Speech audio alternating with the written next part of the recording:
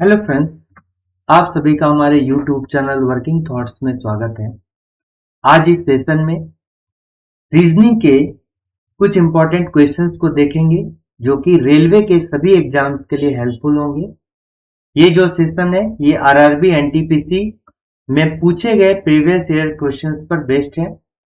तो आइए शुरू करते हैं। पहला क्वेश्चन है कि निम्नलिखित में प्रश्न चिन्ह के स्थान पर जो है क्या आएगा। ठीक है, तो यहाँ पर एक डायग्राम दिया गया है। ये पहला डायग्राम है, इसमें कुछ लॉजिक रिलेशंस है। ये दूसरा है और सेम जो रिलेशन होगा इस तीसरा में भी वही रिलेशन होगा। आपको क्वेश्चन मार्क के बताना है जगह पर क्या होगा। ठीक है, तो इसमें लॉजिक फाइंड करते हैं। तो आप देखिए, जनरली क्या होता है कि सबसे बड़ा नंबर फाइंड करना होता है और बीच में ही जो है बड़ा नंबर दिया होता है जनरल वे में। तो यहाँ पर देखिए क्या है, 36 है, 16 है, यहाँ पर क्या है 64 है। आप देख सकते हैं कि ये 36 है, ये 16 है, ये 64 है। तो ये एक स्क्वायर नंबर है। हो सकता है कि इसका अगर हम स्क्वायर नंबर है तो 36 भी लाना पड़ सकता है या इसका जो स्क्वायर रूट लेके 6 भी लाना पड़ सकता है। तो इसका हम क्या करेंगे कि आप स्क्वायर रूट निकाल लीजिए। तो 36 का स्क्वायर रूट कितना हो जाएगा, 6 हो जाएगा। यहां पर कितना हो जाएगा, 4 हो जाएगा 16 का, और इसका स्क्वायर रूट कितना हो जाएगा, 8 हो जाएगा। ठीक है, पहला स्टेप में हम क्या करेंगे कि इधर इधर देखेंगे। ठीक है, इस साइड देखेंगे, इधर इधर देखेंगे। फिर उसके बाद अगर इसमें नहीं होगा तो इधर इधर देखेंगे। ठीक है, और नहीं होगा तो इस क्रॉस वाले में ऐसे और इस क्रॉस वाले में ऐसे देखेंगे। ठीक है, तो पहले हम क्या करते हैं, इसको देखते हैं। पहले इसको देखते हैं। तो इन दोनों के बीच का डिफरेंस देखिए कितना है। इन दोनों के बीच का डिफरेंस देखेंगे तो कितना का हो रहा है, 5 का डिफरेंस हो रहा है। इन दोनों के बीच का डिफरेंस भी कितना हो रहा है, 5 हो रहा है। अब इस यहाँ पर स्क्वायर रूट कितना था, 6 था। तो डिफरेंस से जो है एक अधिक कितना हो गया, 6 हो गया। 6 हो गया। इसका स्क्वायर रूट कितना होगा, 4 होगा। इन दोनों के बीच का डिफरेंस देखिए कितना है, 3 है। इन दोनों के बीच का डिफरेंस भी कितना है, 3 है। तो 3 प्लस 1 क्या हो गया, यहाँ पर 4 हो गया। ठीक है, अब यहाँ पर देखिए इन दोनों के बीच का डिफरेंस और इन दोनों के बीच का डिफरेंस सेम होगा जैसा कि यहाँ पर है। तो यहाँ पर अगर डिफरेंस देखिएगा तो क्या है, यहाँ पर देखिए 7 का डिफरेंस है, तो यहाँ भी 7 का डिफरेंस होगा। ठीक है, 7 का डिफरेंस होगा। इसका स्क्वायर रूट कितना है, 8 है। तो देखिए इससे जो है जो डिफरेंस है उससे एक अधिक होना चाहिए। 7 प्लस 1 क्या हो गया, 8 हो गया। तो यहाँ भी 8 है, यानी कि ये लॉजिक जो है सही हो गया। तो यहाँ पर आप सब में देखिए, यहाँ 16 से 5 इंक्रीज हो गया है, 7 से यहाँ कितना 3 इंक्रीज हो गया है, तो 15 से 7 इंक्रीज हो जाएगा। यानी कि यहाँ 15 प्लस 7 कितना हो जाएगा, 22 हो जाएगा। 15 प्लस 7 क्या हो गया, 22 हो जाएगा। तो इसका करेक्ट आंसर क्या हो जाएगा, 22 होगा। ठीक, आप जो है इसको इस तरह तो देखें, ये करेक्ट आ गया। आप इसको इस तरह भी देख सकते हैं लॉजिक में। हो सकता है इससे आंसर मिले ना भी मिले। ठीक है, इधर से अभी आप देख सकते हैं। फिर ना होगा, अगर इससे भी नहीं हुआ तो इन दोनों में देख सकते हैं। देखिए यहाँ पर आए एक बच्चा जो है, हो सकता है कि ये कंफ्यूज करे कि यहाँ पर देखिए 6 का डिफरेंस है इन दोनों में। यहाँ भी देखिए क्या है, 6 का डिफरेंस है। ठीक है, इन दोनों में 6 का डिफरेंस है, इधर भी 6 का डिफरेंस है। यहाँ पर देखिए 13 से 10 में 3 का डिफरेंस है। यहाँ भी देखिए कितना का डिफरेंस है, 3 का डिफरेंस है। अब यहाँ पर देखिए डिफरेंस सेम हो रहा है। डिफरेंस क्या हो रहा है, सेम हो रहा है। यहाँ भी डिफरेंस क्या हो रहा है, सेम हो रहा है। इधर देखिए डिफरेंस, इन दोनों के बीच में डिफरेंस सेम हो रहा है, इन दोनों के बीच में डिफरेंस सेम हो रहा है। तो इन दोनों के बीच में भी डिफरेंस क्या होगा, सेम होगा। देखिए यहाँ पर डिफरेंस कितना हो रहा है, यहाँ पर डिफरेंस देखिएगा तो 1 का डिफरेंस हो रहा है, कितना का, 1 का डिफरेंस हो रहा है। तो इधर भी जो डिफरेंस होगा ये कितना होगा, 1 का डिफरेंस होगा, 21 से 22। देखिए आंसर तो मिल गया, लेकिन इस बीच वाला नंबर का भी यूज ऐसा कीजिए कि बीच वाले नंबर का भी यूज मेरा हो जाए, नंबर छूटना नहीं चाहिए। इससे क्या होगा, गलत नहीं होगा। ठीक है, तो इसका करेक्ट आंसर क्या होगा, 22 होगा। नेक्स्ट क्वेश्चन देखते हैं। नेक्स्ट क्वेश्चन जो है ब्लड रिलेशन का है, और ये जो है आपको क्या एक एक्सप्रेशन दिया गया है, ठीक है। तो जब भी इस तरह से स्टेटमेंट और एक्सप्रेशन का सवाल रहे तो आपको चेक करना है कि जैसे यहाँ ए है और नेक्स्ट में बी है, तो ए और बी होना चाहिए। यहाँ पहले ए है तो इधर पहले ए होना चाहिए, इधर बी बाद में है तो बी होना चाहिए बाद में, ए पहले है तो इधर भी ए पहले होना चाहिए। तो इधर अगर ए है तो स्टेटमेंट में जो पहले होगा ए पहले होना चाहिए, ठीक है। तभी हम जो अभी लगाने वाले हैं रूल वही लगाएंगे, ठीक है। तो यहां पर क्या है, देखिए टी है गुना है एस है प्लस पी है और माइनस क्या है आर है। तो पहले हम पता कर लेंगे कि इसका जेंडर क्या है। जैसे पूछ रहे हैं यहां पर कि टी जो है आर से किस प्रकार संबंधित है, टी जो है आर से किस प्रकार संबंधित है। हो सकता है कि जेंडर जान के ही जो है आंसर मेरा मिल जाए, लेकिन यहां पर क्या है ऐसी संभावना बिल्कुल नहीं होगी, क्योंकि जेंडर अगर जान जाएंगे तो भी हम आंसर नहीं निकाल पाएंगे, क्योंकि यहां पर ऑप्शन में देखिए सभी क्या है फीमेल है, सभी क्या है फीमेल है, सभी क्या है फीमेल है। तो जेंडर के बेसिस पर जो हम आंसर नहीं निकाल पाएंगे। हालांकि जानिए कि जेंडर किस प्रकार निकाला जाता है। जैसे यहां पर टी का जो है आर से क्या संबंध है, आपको टी का आर से संबंध निकालना है तो टी का जेंडर जानना पड़ेगा। तो टी का जेंडर जानने के लिए उसके राइट साइड के सिंबल को देखेंगे। किसी भी जेंडर को जानने के लिए जिसका जेंडर जानना है उसके राइट साइड में क्या सिंबल है वो हम देखेंगे। तो यहां देखिए क्या है गुना है। तो अब स्टेटमेंट में जाएंगे कि गुना का मतलब क्या है पत्नी है, तो पत्नी क्या है फीमेल है, तो टी का भी मेरा क्या हो जाएगा फीमेल हो जाएगा, ठीक है। लेकिन देखिए अंतिम वाला का आप जेंडर कैसे जानेगा, अंतिम में तो कोई भी सिंबल नहीं है, आर के राइट साइड में कोई सिंबल है क्या, नहीं है। तो आर का हम सिंबल नहीं, आर का जो है जेंडर हम नहीं जान सकते हैं कि आर मेल होगा कि फीमेल होगा। लेकिन एक बात बता देते हैं कि इसका एक ही केवल अपवाद है कि अगर अंतिम पे पति पत्नी वाला रिलेशन रहेगा ना, अंतिम पे पति पत्नी वाला रिलेशन होगा तो आर का भी हम जेंडर जान पाते, ठीक है। अंतिम पे अगर पति पत्नी वाला रिलेशन होगा तो जो अंतिम लेटर होगा उसका भी हम जेंडर जान सकते थे, ठीक है। तो आप दिमाग लगाइएगा कि जेंडर बेसिस पे इसको हम नहीं निकाल सकते, क्योंकि ऑप्शन में जो है सभी फीमेल ही है। तो ऑब्वियस सी बात है टी जो आएगा क्या आएगा फीमेल ही आएगा। अब देखिए दूसरा जो मेथड है हम क्या देंगे जनरेशन गैप को देखेंगे। क्या देखेंगे जनरेशन गैप को देखेंगे। देखिए जनरेशन गैप को देखेंगे। तो मान लीजिए कि ये आपका जनरेशन है, आपका जनरेशन है, फिर उसके ऊपर जो है किसका जनरेशन होगा पिताजी का जनरेशन होगा, फिर दादाजी का जनरेशन होगा, ठीक है। और उसके नीचे जो है आपका बच्चा का जनरेशन होगा, ठीक है। ये जो है सिर्फ जानने के लिए है। तो देखिए आपका जनरेशन हर टाइम जो कंपैरिजन करेंगे ये खुद के जनरेशन से करेंगे, इसलिए इसको कितना मान लीजिए 0 मान लीजिए।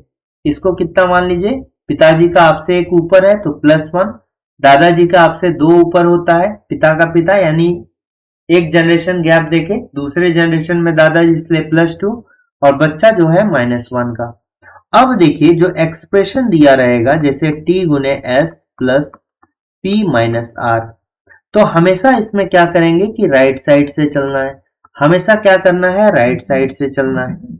अब देखिए p माइनस आर का अर्थ क्या है, तो p माइनस आर में क्या है माइनस है, तो माइनस यहां पर देखिए माइनस कहां पर दिया है बहन के लिए दिया है। बहन जो है आप ही के जनरेशन में आता है इसलिए इसका वैल्यू कितना हो जाएगा 0 हो जाएगा, इसका वैल्यू कितना हो जाएगा 0 हो जाएगा। अब देखिए प्लस का वैल्यू कितना है, प्लस मतलब है भाई, भाई भी आप ही के जनरेशन में तो क्या हो जाएगा 0 हो जाएगा। फिर यहां पर क्या है गुना है, फिर यहां पर क्या है गुना है, तो गुना मतलब क्या हो गया, गुना का क्या हो गया पत्नी, पत्नी भी आप ही के जनरेशन में है। तो यानी कि देखिए अब जनरेशन 0 0 आ गया।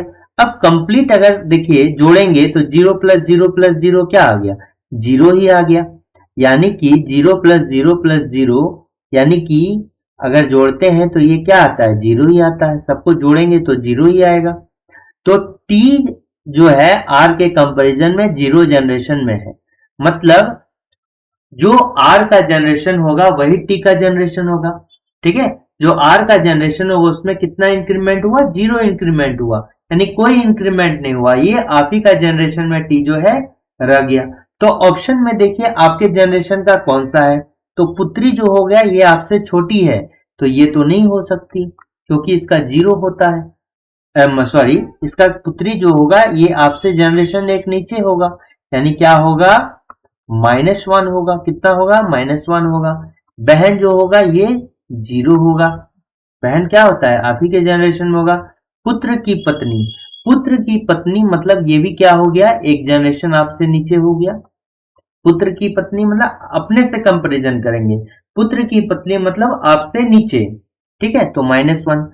पत्नी जो हो जाएगा ये क्या हो जाएगा, ये जीरो हो जाएगा। तो देखिए आप तो एलिमिनेट कर दिए, दो की पुत्री भी नहीं होगा और ये पुत्र की पत्नी भी नहीं होगा, लेकिन बहन और पत्नी में क्या हो गए, फंस गए। ठीक है, तो ये एक मेथड हो सकता था आंसर निकालने का। अगर ऐसा आपका बन जाता है यहाँ पर कि एक ही जीरो आता है तो बिना सॉल्व किए आप डायरेक्टली इसको आंसर दे सकते थे। इसलिए हमेशा हर क्लास में ये दो मेथड हम आपको बताते हैं। अब जो फाइनल मेथड है इसको बनाने का, आप उस तरह भी कर सकते हैं, बट बहुत सारे क्वेश्चन में जो है आपको ये जनरेशन गैप वाला और जेंडर फाइंड करने वाला आपको हेल्प करेगा।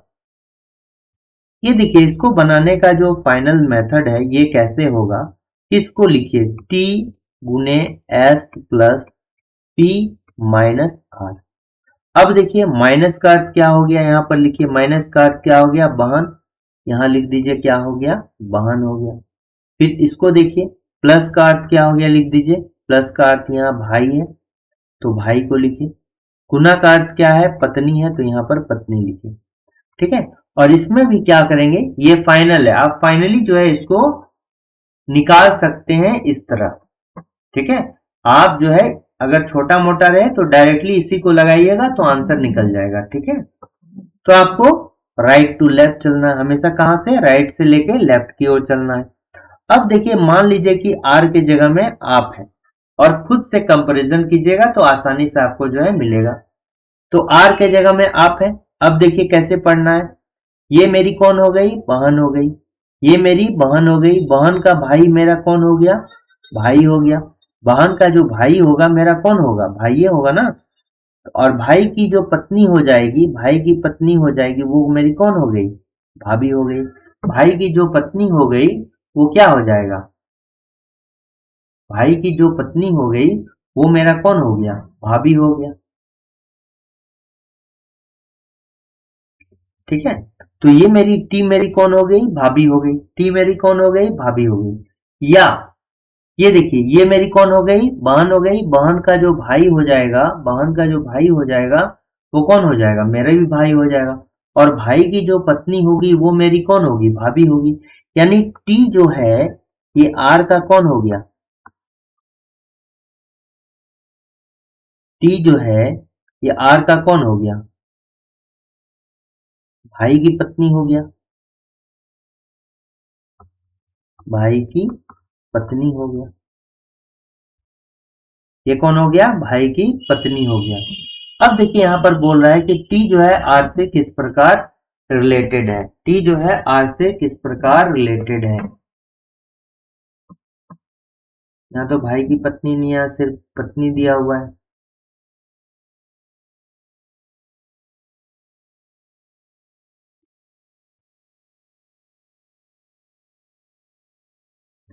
तो देखिए यहाँ पर जो है ये आपकी बहन हो गई, बहन का भाई कौन हो गया।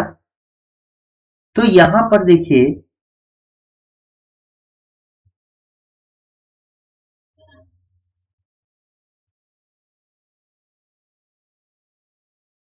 यहाँ पर देखिए एक ही आंसर सही हो सकता है, पत्नी।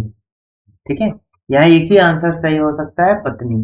हो सकता है कि इस बहन का जो है एकलौता भाई होगा, इस बहन का एकलौता भाई होगा। ठीक है, इस एकलौता का भाई होगा। अब देखिए आर का जेंडर तो हम पता नहीं कर सकते, आर का जेंडर तो हम पता नहीं कर सकते। तो यहां पर अगर रहता भाई का पत्नी, यहां पर रहता भाई का पत्नी तो ज्यादा अच्छा होता। भाई का अगर पत्नी रहता इस क्वेश्चन में तो ज्यादा अच्छा रहता, क्योंकि अगर मान लीजिए कि आर का तो मेल फीमेल होगा नहीं, आर का मेल फीमेल होगा क्योंकि आर के राइट साइड में देखिए कोई भी सिंबल है क्या, नहीं सिंबल है, तो हम जेंडर इसका पता नहीं कर सकते। और माइनस अंतिम पे है, इस इक्वेशन का अगर पति पत्नी भी होता तो हमने कहा है कि पति पत्नी वाला केस में अंतिम वाले का भी जेंडर पता चल जाता है, लेकिन माइनस का देखिए क्या है, बहन है। तो आर अगर मेल हुआ, आर अगर मेल हुआ, तो आर अगर मेल हुआ तो मेल का भी अगर ये क्या हो जाएगा, बहन हो जाएगा। मान लीजिए हम मेल है, आर की जगह में खुद को रखे थे, तो हम अगर मेल है तो ये मेरी बहन हो गया, और बहन का भाई मेरा कौन हो गया, भाई हो गया। और भाई की पत्नी कौन हो गई, टी हो गई। टी कौन हो गया, भाई की पत्नी हो गई। ठीक है, तो ये कौन हो जाएगा, भाई का पत्नी हो जाएगा। और मान लीजिए कि यहाँ पर हम फीमेल है, तो ये हम हो गया, तो यहाँ भी मेरी बहन होगी फीमेल, तो आर मेल और फीमेल दोनों हो सकता है। तो हो सकता है कि इसका एकलौता जो भाई होगा, इसका जो एकलौता भाई होगा वो कौन होगा, यही होगा। ठीक है, एकलौता भाई होगा। तो ये भाई का पत्नी यहाँ देता तो ज्यादा बेहतर होता। ठीक है, तो ये पत्नी वाला ही रिलेशन है। अब देखिए यहाँ पर क्या बोल रहा है कि how many pairs of letters are there in the word computer, each of which contains the same number of letters in the middle as in the English alphabet. ठीक है, तो इस टाइप के क्वेश्चन को कैसे बनाएंगे, तो मान लीजिए कि जैसे क्या है, ए बी सी डी है। ठीक है, ए बी सी डी है, और मान लीजिए कि दिया है एम बी आर डी इसी तरह। अब देखिए इंग्लिश डिक्शनरी में आपको पता है ना कि ए बी सी डी होता है, इसका एक प्लेस है, ए के बाद बी होता है, बी के बाद सी होता है, सी के बाद डी होता है। अब ये क्वेश्चन में कह रहा है कि जैसे कंप्यूटर में से ऐसे कितने अक्षर युग्म हैं जिनके बीच में उतने अक्षर आते हैं जिनके की अंग्रेजी वर्णमाला में आते हैं, जो इंग्लिश अल्फाबेट में जितने लेटर आते हैं उतना ही इस वर्ड में है। तो आप देखिए यहां से एम से कंपैरिजन कीजिएगा, तो एम से अगर कंपैरिजन किए तो देखिए बी आया।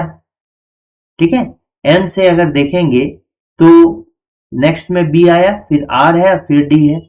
तो आप देखिए बी के बाद, बी जो है, बी के बाद सी आता है, सी के बाद डी आता है, यानी डी का जो डिस्टेंस है बी से वो कितना है, +2 के दूरी पर है, जो कि इंग्लिश अल्फाबेट में भी +2 के दूरी पर होता है।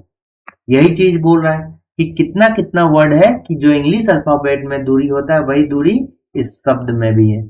ठीक है, तो जनरली हम कैसे करते हैं देखिए, तो बी सी डी पढ़ पढ़ के करते हैं। ठीक है, तो इसमें आप देख सकते हैं जैसे यहाँ पर क्या है, कंप्यूटर है, कंप्यूटर है। ठीक है, आप इसको जनरली क्या पढ़िए, पढ़ दीजिए, सी के बाद पढ़ना स्टार्ट कीजिए। ठीक है, ठीक पकड़िएगा। तो सी के बाद क्या होता है, D E F G H I J नहीं आया, O P Q R S T U नहीं आया, M N O P Q R, देखिए M N O P Q R. जब एम से हम पढ़ते हैं तो एम का गैप आर में जितना इंग्लिश डिक्शनरी में होता है उतना यहाँ है। एम के बाद कितना है, एम का होता है 13 नंबर पे, 13वां पोजीशन पे एम होता है, और यहाँ पर आर कितना होता है, 18वां में इंग्लिश अल्फाबेट में। अब यहाँ भी देखिए एम से आर का बीच का गैप कितना होता है, एम का होता है 13 नंबर और आर होता है 18 नंबर पे, तो गैप कितना हुआ, 5 का गैप हुआ। देखिए एम कितना होता है 13 नंबर पे, आर कितना होता है 18 नंबर पे। इंग्लिश डिक्शनरी में तो गैप कितना होगा, 5 का गैप होता है। यहां भी देखिए कितना का गैप है, 1 2 3 4 5 का गैप है। कितना का गैप है, 5 का, यानी कि 13 में से 5 अगर प्लस करेंगे तो 18 तक आएगा। यहां भी वही आ रहा है, इसलिए एक या का पेयर बन गया। अब फिर एम पी से पढ़िए, पी के बाद P के बाद Q R S T, देख के भी लग रहा है इधर U के बाद आएगा क्या, नहीं आएगा। T के बाद क्या हो गया S, T के बाद क्या हो गया U और V, यहाँ पर क्या है E R है, E के बाद क्या होगा F होगा। तो इधर से तो एक ही पेयर हुआ, अब इधर से पढ़ेंगे, उल्टा भी करना है, ठीक है। तो यहाँ पर जो है आपको दोनों साइड से अगर कुछ भी ना दिया रहे कि फॉरवर्ड डायरेक्शन में लेना है कि रिवर्स डायरेक्शन में लेना है, यानी कि एक दाएं से बाएं ऐसा बोल सकता है फॉरवर्ड डायरेक्शन में, तो फॉरवर्ड डायरेक्शन को क्या बोलते हैं, लेफ्ट टू राइट डायरेक्शन में। दूसरा बोल सकता है रिवर्स डायरेक्शन में, रिवर्स डायरेक्शन में राइट टू लेफ्ट में, ठीक है, राइट टू लेफ्ट में इसी तरह बोलता है। तो देखिए ये तो फॉरवर्ड डायरेक्शन में हमने कर दिया लेफ्ट टू राइट में, अब राइट टू लेफ्ट में। फिर यहाँ आर से पढ़ना चालू कीजिए, आर के बाद क्या हो जाएगा एस टी, देखिए आर के बाद एस टी, यानी कि आर से टी के बीच का गैप उतना ही जितना कि इंग्लिश डिक्शनरी में होता है, ठीक है। R S T, R S T, R से टी का बीच उतना ही हुआ। आगे भी देख लेते हैं आर से कोई है, आर एस टी यू, फिर आर से जो है यू का भी गैप उतना ही है, ठीक है, आर से यू का भी गैप उतना ही है, ठीक है। आर से अगर लेंगे तो T, R S T you, यानी कि एक गैप यहां पर हो गया, एक गैप यहां हो गया। आगे पढ़ते हैं, R S T U V W X Y, नहीं आया। ई से अब पढ़ेंगे, ई एफ जी एच आई जे के, नहीं आया। टी के बाद बढ़िए, टी यू, अब देखिए टी के बाद जो है यू भी हो गया, टी के बाद जो है यू भी हो गया, ठीक है, टी यू, ठीक है, T U V W X Y. अब पी से पढ़ेंगे, P Q R S, M के बाद एन ओ, फिर ओ से ओ के बाद क्या होता है, ओ के बाद पी होता है। तो बस कितना गैप हो गया देखिए, एक गैप ये वाला हो गया, ठीक है, एक गैप ये वाला हो गया, दूसरा गैप ये वाला हो गया, तीसरा गैप ये वाला हो गया, चौथा गैप जो है ये वाला हो गया, यानी कि क्या करेक्ट आंसर होगा 4 होगा। आप जो अगर इस तरह से पढ़ने में दिक्कत होता है तो आप इस तरह भी लिख सकते हैं, जो उसका पोजीशन होता है उसको लिख लीजिए, पी यू टी आर, ठीक है, कंप्यूटर हो गया। इसका जो पोजीशन होता है जिस नंबर पे आर होता है उसको लिखिए, तो सी होता है 3 नंबर पे, ये हो गया 15 पे, ये हो गया 13 पे, ये हो गया 16 पे, यू हो गया 21 पे, 20 पे, टी हो गया, ई हो गया 5 पे, आर हो गया 18 पे। तो डायरेक्टली इधर से पढ़ेंगे 3, इसको एक साथ रखिएगा, ठीक है, गड़बड़ नहीं कीजिएगा, डबल डिजिट का है। तो 3 4 5 6 7 8 9 10 15 16 17 18 19 20 21 13 14 15 16 17 18। तो देखिए यहां से जैसे गिने तो 18 हो गया, ये आसान है ज्यादा, 16 17 18 19 20 21 22 23 24 20 21 22 5। अब इधर से पढ़िए 18 19 20, तो देखिए 18 के बाद 19 और 20 हो गया, ठीक है, फिर 21 है, यानी 18 से फिर क्या हो गया 21 हो गया, ठीक, सेम टू सेम इसी तरह होगा। फिर 20 से क्या होगा 21 होगा। तो देखिए यहाँ भी क्या होता है 4 का गैप होता है। तो दोनों प्रकार में से आप किसी को भी कर सकते हैं, लेकिन मेरे ख्याल से ये ज्यादा आसान होता है। यहाँ पर देखिए find the odd one, odd number pair out, यानी कि आपको जो है इसमें विषम संख्या को चुनना है, कौन सा विषम है। तो 15 3 108, 15 3 का प्रयोग करके 108 लाइएगा, जनरली ये होता है। 3 यहाँ पर नंबर है, तीनों में से कौन बड़ा है, बड़ा नंबर ही लाना होता है, ठीक है। तो 3 नंबर है, किसी तरह से लॉजिक लगा के जो है तीनों नंबर का प्रयोग करना है और कोई 2 का यूज करके तीसरा लाना होता है। तो आप देखिए यहाँ पर बड़ा नंबर 108 है, तो जनरली बड़ा नंबर ही लाते हैं हम लोग। तो 15 प्लस 3 18, 15 प्लस 3 18, ठीक है, 15 प्लस अगर 3 करते हैं 18, 18 से 108 आ पाएगा क्या, 18 से 108 आ पाएगा क्या, नहीं आ पाएगा। 18 से 108 आ पाएगा, नहीं आएगा। ठीक है, 18 से 108 नहीं आएगा।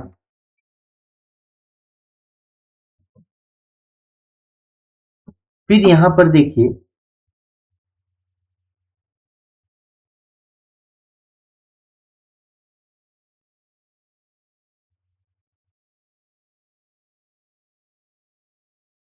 फिर यहां पर देखिए आप क्या कर सकते हैं, अगर इन दोनों का हम डिफरेंस ले लिए, इन दोनों का डिफरेंस ले लिए, तो 15 माइनस 3 क्या हो गया, 12।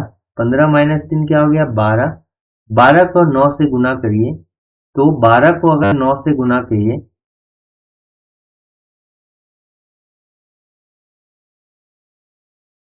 अच्छा ये देखिए, इसमें 18 से जो हमने कहा कि 18 होगा, तो पहला लॉजिक इसमें भी बन जाएगा। ठीक है, 18 को अगर 6 से हम गुना करते हैं तो कितना हो जाएगा, 18 छक्का 108 हो जाएगा। देखिए, तो इसमें आप फंस सकते हैं कि 15 प्लस 3 कर दिए तो 18 छक्का 108 आएगा, लेकिन इसमें देखिए सेकेंड वाले ऑप्शन में जो है 18 हो गया और प्लस 11 हो गया, तो ये कितना 29 हो गया। 29 को जैसे हम किससे गुना करेंगे, ये देखिए ये हो गया 18 को, और 18 को अगर हम 29 हो गया, तो 29 से हम अगर 6 से गुना करते हैं, 29 को अगर 6 से गुना करते हैं तो क्या 63 आएगा, क्या नहीं आएगा, ये तो इससे भी ज्यादा नंबर आएगा। इसलिए ये लॉजिक क्या हो जाएगा, गलत हो जाएगा। आपको डिफरेंस लेना पड़ेगा।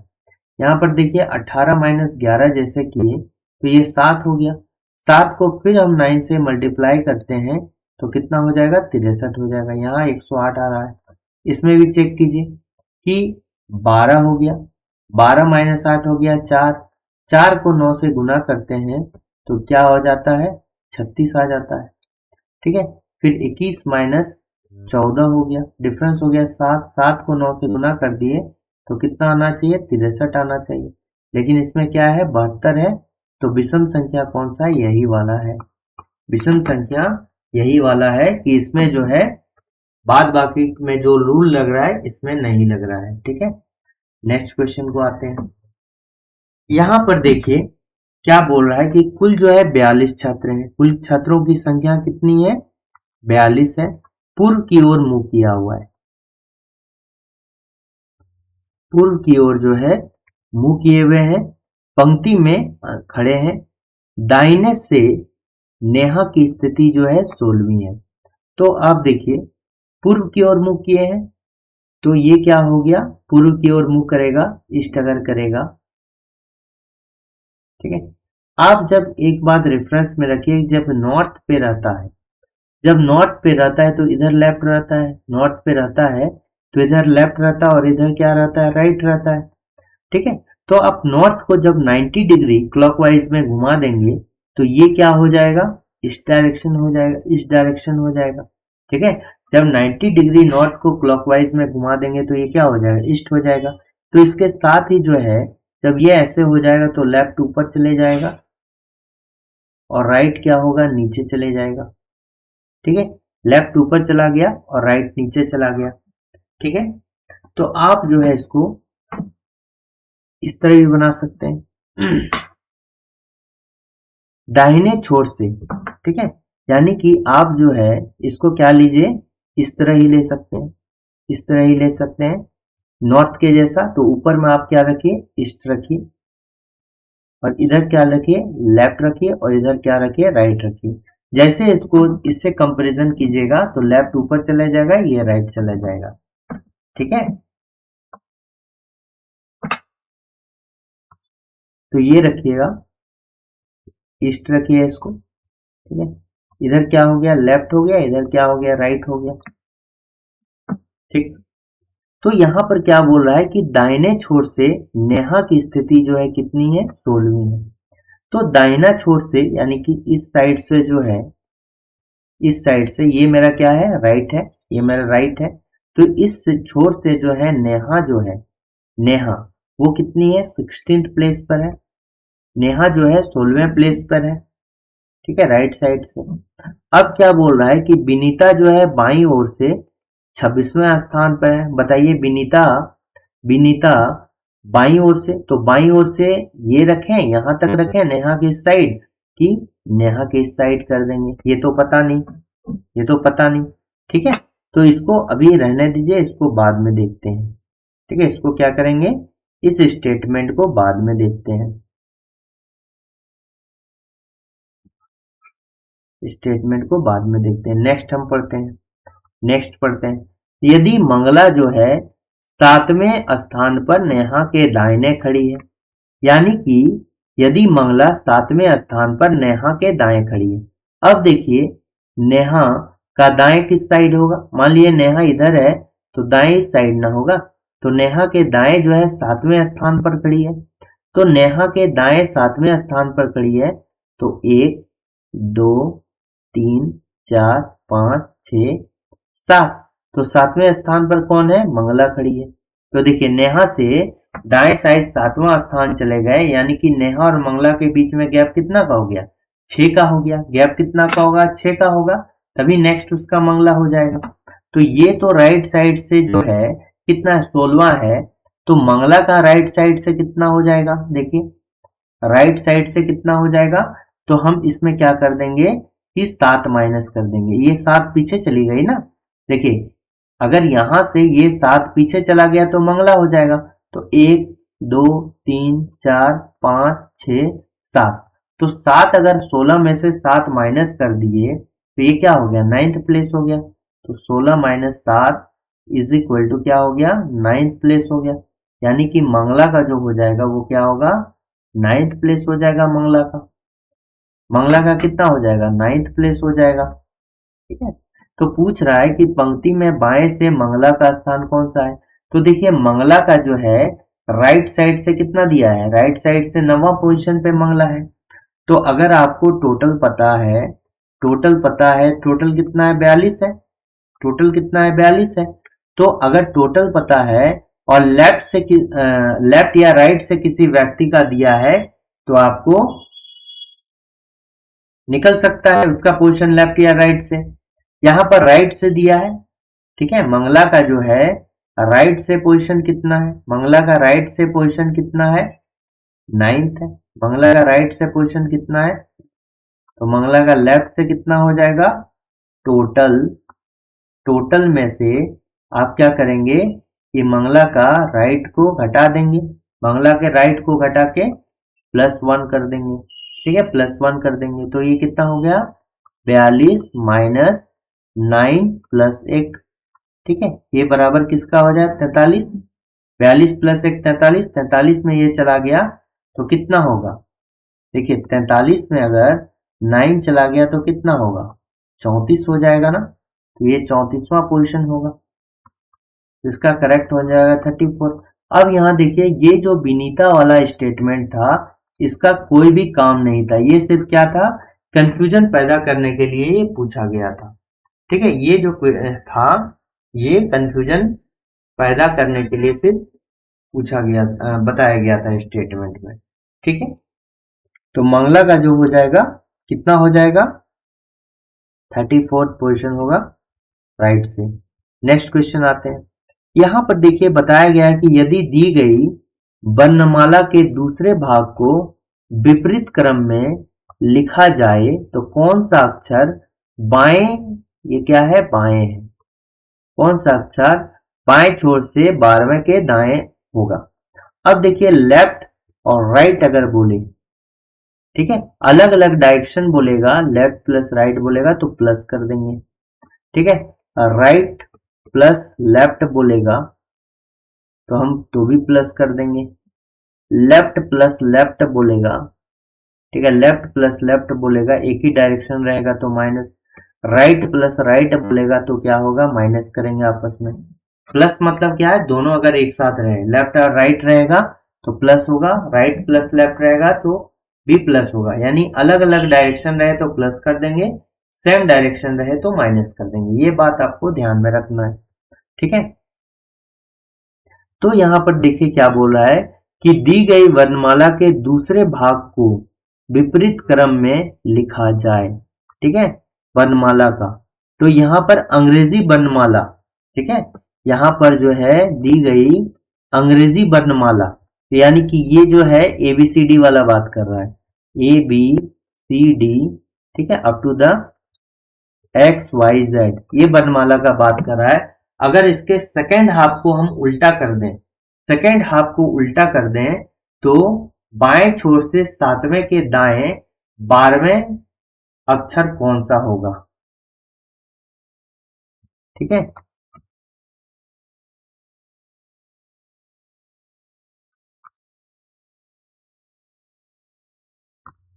फ्रॉम द लेफ्ट हैंड होना चाहिए, फ्रॉम द लेफ्ट हैंड होना चाहिए। ठीक है, यानी कि कौन सा अक्षर बाईवें छोर से 12वें के दाएं सातवां होगा, 12वें के दाएं जो है सातवां अक्षर होगा। तो क्या है XYZ, आप इसको क्या कर दीजिएगा, हमको पता है कि ABCD में कितना टोटल लेटर होता है, 26 लेटर होता है। टोटल कितना होता है, 26 लेटर होता है। अगर इसको हाफ कर दें तो 13 लेटर, और इधर भी कितना हो जाएगा, 13 लेटर। ठीक है, 13 लेटर। तो A से लेके 13 लेटर कितना दूर तक होता है, M तक, और जो नेक्स्ट होता है 13 लेटर N से लेके कितना तक होता है, Z तक होता है।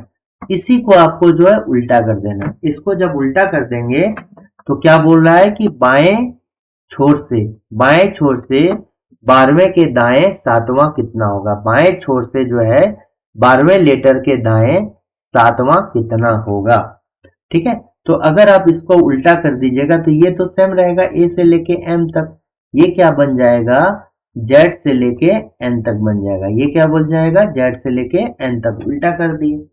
ठीक है, तो देखिए बाएं छोड़ दिया है, बाएं छोड़ दिया है और दाएं छोड़ दिया, अलग अलग दिया है, बाएं छोर और दाएं छोर, यानी कि लेफ्ट और राइट दिया है, अलग अलग डायरेक्शन दिया है, तो प्लस कर देंगे। ठीक है, क्या करना है, प्लस करना है। तो यहां पर देखिए ये 12 दिया हुआ है और ये क्या बोल रहा है, 7 दिया हुआ है। ठीक है, 12 7 कितना हो जाता है, 19, 19। और कहां से बोल रहा है, बाएं छोर से बोल रहा है, तो ये जो बाएं छोर से जो पहला वाला लेटर आएगा वहां से हम रेफरेंस लेंगे। ठीक है, ये लेफ्ट पहले है तो लेफ्ट से हम 19वां कर देंगे, ये लेफ्ट प्लस राइट ऐड करके यहाँ 19 हुआ, तो कहां से ये 19 होगा, ये पहला वाला से जो हो जाएगा 19 हो जाएगा। ठीक है, कहां से बोल रहा है, लेफ्ट हैंड से बोल रहा है, कहां से बोल रहा है, लेफ्ट हैंड से बोल रहा है, तो लेफ्ट हैंड से ये जो है 19वां लेंगे। तो देखिए जब लेफ्ट हैंड से आप 19वां लीजिएगा तो यहां पर तो 13 ही लेटर है, आप इसको उल्टा भले कर दिए लेकिन लेटर तो है 13 से। ठीक है, 13 लेटर है और इसमें भी क्या बच गया, 13 लेटर बन गया। आपको लेफ्ट हैंड से 19वां लेना होगा, तो इंग्लिश अल्फाबेट में लेफ्ट हैंड किधर होता है, यही होता है, आपका लेफ्ट और ये हो गया आपका राइट। तो लेफ्ट हैंड से बोल रहा है, तो 19वां लेटर जो है इधर से अगर देखेंगे तो 13 लेटर देखिए क्या होगा, 19 लेटर का अर्थ क्या हो गया, 13 लेटर प्लस 6 लेटर, यानी कि 13 लेटर में तो क्या हो गया, इसको क्रॉस कर गया, 13 लेटर में इसको क्रॉस कर गया, यानी M से भी आगे जाएगा, यानी M के बाद 6 लेटर, M के बाद क्या हो जाएगा, 6 लेटर हो जाएगा। तो M के बाद जो है यहाँ पर Z से स्टार्ट हो रहा है, तो Z के बाद क्या होगा, इसको रिवर्स किए हैं तो Z के बाद Y होगा, Y के बाद X होगा, X के बाद क्या होगा, W होगा, फिर V होगा, फिर क्या होगा, U होगा। यानी कि देखिए इसके बाद जो है 6 लेटर कौन सा होगा, U इसका करेक्ट आंसर हो जाएगा। U जो होगा इसका करेक्ट आंसर हो जाएगा। नेक्स्ट क्वेश्चन देखिए, यहां पर क्या बोल रहा है कि 3 भाई है, ठीक है, ABC have an aunty D, 3 भाई है ABC जिसका एक कौन है, आंटी। आंटी अगर देखना है कि आंटी का मतलब बहुत कुछ होता है। ठीक है, आंटी मतलब क्या हो गया कि चाचा की वाइफ भी हो जाएगा और पिताजी की बहन को भी इंग्लिश में आंटी कहेंगे लेकिन हिंदी में अलग अलग कहेंगे। चाचा की जो वाइफ हो जाएगी उसको क्या बोलेंगे, चाची, लेकिन इंग्लिश में उसको भी आंटी बोलते हैं। और जो फुआ होती है, पापा की बहन, उसको भी क्या बोलेंगे, आंटी, और हिंदी में लेकिन क्या बोलते हैं, बुआ बोलते हैं। फिर मौसी को यानी कि माँ की बहन को भी हम लोग क्या बोलते हैं, आंटी बोलते हैं इंग्लिश में, और हिंदी में मौसी बोलते हैं। इसलिए जब भी ऐसा रहे तो आप इसको हिंदी में देख सकते हैं कि ABC जो होगा ये कौन है, ABC जो है ये कौन है, 3 भाई है। तो देखिए ABC का जेंडर भी हमको पता है कि A, B और C तीनों कौन है, भाई है। ठीक है, तो इसकी एक कौन है, बुआ है। बुआ मतलब पिताजी की भाई, तो इन तीनों का जो होगा पिता भी होगा। इन तीनों का कौन होगा, पिता होगा। पिता ये कौन हो गया, पिता हो गया। बुआ डी है, मतलब पिता की जो बहन होगी वो कौन होगी, डी होगी। ठीक है, और ये डी जो होगा ये कौन होगा, फीमेल होगा क्योंकि बुआ है। डी का एक भाई जो है ई है, तो डी का एक भाई ई है। तो देखिए यहां पर जो इसको ध्यान से पढ़िएगा, डी का भाई कौन है, ई है। अब ये नहीं पता चल रहा है कि डी का भाई जो है यही वाला है कि डी का और एक भाई है। अगर बोलता कि डी का इकलौता भाई है तब ये कंफर्म हो जाता कि ये वाला जो है डी का भाई होगा। यहां सिर्फ बोला गया है कि डी का भाई कौन है, ई है। तो अब इसमें आपको लगा कर देखना होगा रूल को कि यही वाला भाई है कि डी का जो है कोई अलग भाई है। अगर बोलता कि डी का इकलौता भाई है तो ये कंफर्म हो जाता कि डी का एक भाई यही है। ठीक है, तो मान लेते हैं कि डी का जो है एक भाई यही है। ठीक है, अगर क्वेश्चन में कहता कि डी का इकलौता भाई है तब तो कंफर्म होता, लेकिन डी का भाई ई है कह रहा है, तो इसका मतलब ये भी हो सकता है और डी का कोई दूसरा भाई भी हो सकता है। अब देखिए हम मान लेते हैं कि डी का भाई इकलौता भाई यही जो है यही वाला है, तो डी का भाई कौन हो जाएगा, ई ये हो जाएगा। ई जो है किससे विवाहित है, एफ से विवाहित है। ई किससे विवाहित है, एफ से विवाहित है। तो विवाह का संबंध इस तरह, तो अगर ई प्लस है तो ये क्या होगा, फीमेल हो गया। अब जो है कह रहा है कि एफ का इकलौता सहोदर मतलब खुद का एक अविवाहित भाई है जिसका विवाह नहीं किया गया है, वो कौन है, जी है। और ये जो जी किसका है, एफ का भाई है। जी जो है कौन है, एफ का भाई है। जी कौन है, एफ का भाई है, तो ये प्लस हो गया। जी जो है एफ का भाई है तो ये कौन हो गया, जी प्लस हो गया। अब देखिए क्या बोल रहा है कि एच जो है जी का इकलौता भांजा है। एच जो है जी का कौन है, इकलौता भांजा है। तो देखिए एच जी का इकलौता भांजा है, मतलब जी जो है एच की बहन का इकलौता बेटा है। ठीक है, जी का इकलौता भांजा कौन है, एच है। सॉरी, एच जो है जी का इकलौता भांजा कौन है, एच है। यानी कि जी की बहन का इकलौता बेटा कौन हो गया, एच हो गया। अब देखिए इसकी बहन का बेटा कौन, इकलौता बेटा होना चाहिए। तो कहने का मतलब ये है कि अगर ई और एफ वाइफ हस्बैंड है, ई और एफ वाइफ हस्बैंड है, तो ये तीनों जो होगा ये एफ का ही बेटा होगा। ये तीनों जो होगा एफ का ही बेटा होगा और ई का भी बेटा, दोनों का जो है ये वाइफ हस्बैंड है तो ये बेटा होगा। जी का इकलौता भांजा मतलब जी की बहन कौन हो गई, एफ हो गया। और एफ का इकलौता भांजा बोल रहा है, यानी कि जी का इकलौता भांजा मतलब जी की बहन एफ का इकलौता बेटा होना चाहिए। लेकिन यहां तीन तीन बेटा कहां से आ गया, इसका मतलब क्या है कि जो हम लोग यहां पर माने थे ना कि ये वाला ई क्या है, ये वाला भाई नहीं है, यानी कि ये वाला जो है ई भाई नहीं है, ई का कोई दूसरा भाई के बारे में बात कर रहा है। ठीक है, तो ई का जो है हम क्या मान लेते हैं कि कोई और एक भाई है। ठीक है, मान लेते हैं कि ई का जो है कोई और एक क्या है, भाई है। ठीक है, भाई है कौन, ई है। अब ई का जो शादी होता है ये एफ से करा देते हैं। क्वेश्चन में बोला है ई का जो है किससे विवाहित है, एफ से। और एफ का जो है एक भाई होता है कौन, जी, जिसका शादी नहीं हुआ है। ठीक है, और जी का भांजा है, यानी कि जी का भांजा यानी कि जी का बहन का बेटा है। और ई अगर एफ का हस्बैंड है तो इन दोनों का बेटा कौन हो जाएगा, एच हो जाएगा। तो इसी कंडीशन में एफ का बेटा मतलब ई का भी बेटा, क्योंकि ई और एफ क्या है, पति पत्नी है। तो एफ जी का भांजा कौन हो गया, एच हो गया, भांजा है तो प्लस हो गया। तो ये इसका करेक्ट अरेंजमेंट होगा। अब यहां पूछ रहा है कि ई का ए से क्या संबंध है, ई का ए से क्या संबंध है, ठीक है, ई का ए से क्या संबंध है। तो देखिए ई कहां पर है, ई कहां पर है, ई है यहां पर, ए है यहां पर। आप बताइए ये जो है कौन हो गया, इसका पिताजी हो गया। तो हम बोल रहा था कि इन तीनों की बुआ कौन है, ये है, इन तीनों की बुआ ये है। तो बुआ का जो भाई हो जाएगा वो कौन हो जाएगा, चाचा हो जाएगा, यानी इन तीनों का चाचा। ई जो है ए बी सी तीनों का कौन लग जाएगा, चाचा लग जाएगा। डी तीनों का बुआ है, ये वाला तीनों का फादर हो गया, यानी कि ये कौन हो गया, ई फादर का भाई हो गया, या फिर अब उसकी फुआ का भाई हो गया, ठीक है। यानी कि ई कौन लगा, ए बी सी का चाचा लगा। यहां मेरा ई का ए से संबंध पूछ रहा था तो ये चाचा हो जाएगा। अब ई अगर चाचा लगा ए का तो ए कौन लग गया, ई का भतीजा लग जाएगा। क्या लग जाएगा, भतीजा लग जाएगा। तो इसका करेक्ट आंसर होगा डी। नेक्स्ट क्वेश्चन आते हैं, ये इनइक्वालिटी का सवाल है, इनइक्वालिटी का सवाल है।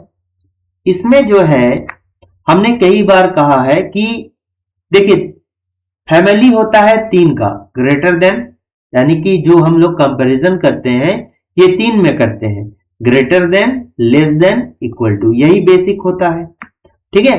और इन दोनों को मिलाकर जो है ग्रेटर देन इक्वल टू को मिलाकर बना दिया जाता है ग्रेटर देन और इक्वल टू, इसको बोला जाता है ग्रेटर देन इक्वल टू, मतलब ग्रेटर देन होगा या बराबर होगा, इसका मतलब ये है।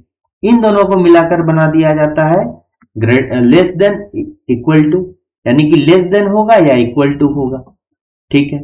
दूसरा इसमें बात ये याद रखना है कि ग्रेटर देन का फैमिली का कौन सा हो गया, एक तो ये ग्रेटर देन हो गया और ये ग्रेटर देन इक्वल टू हो गया, ठीक है। और लेस देन फैमिली का क्या हो गया, ये हो गया और एक लेस देन इक्वल टू हो गया। ये वाला ग्रेटर देन फैमिली का और ये वाला क्या होता है, लेस देन फैमिली का होता है। ये दोनों कभी भी आपस में क्या होगा, मिक्स नहीं होगा। अगर ग्रेटर देन फैमिली का मेंबर लेस देन फैमिली वाले के मेंबर के साथ मिक्स करता है तो वो वैल्यू हमको कुछ भी नहीं देगा, यानी कि कोई भी कंक्लूजन नहीं निकलेगा, निष्कर्ष नहीं निकलेगा। जैसे आप ग्रेटर देन फैमिली वाला और लेस देन फैमिली वाला को एक साथ देखिएगा तो क्या कीजिएगा, डायरेक्टली जो है काट दीजिएगा, बोलिएगा इसका कोई कंक्लूजन निकलेगा ही नहीं। जब भी रहेगा कंक्लूजन तभी निकलेगा जब ग्रेटर देन फैमिली वाला एक साथ और लेस देन फैमिली वाला एक साथ कहीं पर है तभी होगा। यहां पर देखिए इक्वल टू भी है तो इक्वल टू यहां पर दोनों साइड रह सकता है, लेकिन ग्रेटर देन फैमिली वाला के साथ ग्रेटर देन वाला ही होगा, लेस देन मिक्स नहीं होना चाहिए, ठीक है। अब देखिए ये भी जानिए वैल्यू किसका ज्यादा होगा, वैल्यू किसका ज्यादा होता है। तो ये वैल्यू जो होता है इस तरह करके नीचे से ऊपर ये वैल्यूएबल होता है, सॉरी ऊपर से नीचे जो होगा ये वैल्यूएबल होगा, ठीक है। ऊपर से नीचे वाला वैल्यूएबल होगा, यानी पहले ग्रेटर देन का ज्यादा वैल्यू होगा, फिर लेस देन इक्वल टू का वैल्यू होगा, फिर इक्वल टू का। तो ऊपर से नीचे में दोनों अगर साथ में रहे, दो साथ रहेगा, मान ली ग्रेटर देन इक्वल टू रहे और इक्वल टू रहे तो किसका वैल्यू ज्यादा होगा, ग्रेटर देन इक्वल टू का, ठीक है। इसीलिए हम इसको क्या कर देते हैं, कंपैरिजन करने के लिए ये मान लेते हैं कि ये आपका फैमिली है, ठीक है, ये मेरे आपके पिताजी का फैमिली है, ये हो गया दादाजी का फैमिली है, ठीक है। तो जो सबसे ऊपर होगा, आपको पता है कि आप में और पिताजी में कौन ज्यादा वैल्यूएबल होंगे, आपके पिताजी। पिताजी और दादाजी में कौन होंगे, दादाजी। तो जो जैसे रहेगा आपको कर लेना है, ठीक है। अब आते हैं क्वेश्चन पे। तो स्टेटमेंट यहां दिया गया है, आपको देखिए कंक्लूजन में ए से टी के बीच का वैल्यू निकालना है। अब स्टेटमेंट जाइए ए से टी के बीच में, तो ए से टी के बीच में यही वाला है, ठीक है, ए से टी के बीच में इतना ही चलेंगे। अब देखिए क्या यहां पर ग्रेटर देन और लेस देन वाला मिक्स हो रहा है क्या, अगर मिक्स होगा तो डायरेक्टली इसको काट देंगे, नहीं मिक्स होगा तो देखेंगे क्या होगा। यहां पर देखिए आपको सिर्फ जो है लेस देन वाला मिल रहा है, यहां पर जो है आपको सिर्फ लेस देन वाला ही फैमिली मिल रहा है, ग्रेटर देन इसमें नहीं है, यानी इसका वैल्यू बनेगा। तो क्या बनेगा, यहाँ इक्वल टू है, लेस देन इक्वल टू है और इक्वल टू है। तो आपको पता है अगर आप ऊपर से नीचे जाइएगा तो देखिए यहां पर क्या है, तो लेस देन वाला फैमिली है तो लेस देन में जाएंगे, तो लेस देन इक्वल टू और यहां पर इक्वल टू साइन है, यहां भी इक्वल टू है, लेस देन इक्वल टू है, इक्वल टू है। तो ऊपर से नीचे जब आएंगे तो देखिए लेस देन इक्वल टू पहले मिलता है हमको, तो लेस देन इक्वल टू इसका बनेगा और इस साइड ए हो जाएगा और इस साइड क्या हो जाएगा, टी हो जाएगा। तो यहां पर मेरा क्या है, सिर्फ इक्वल टू है, तो ये वाला क्या हो जाएगा, गलत हो जाएगा।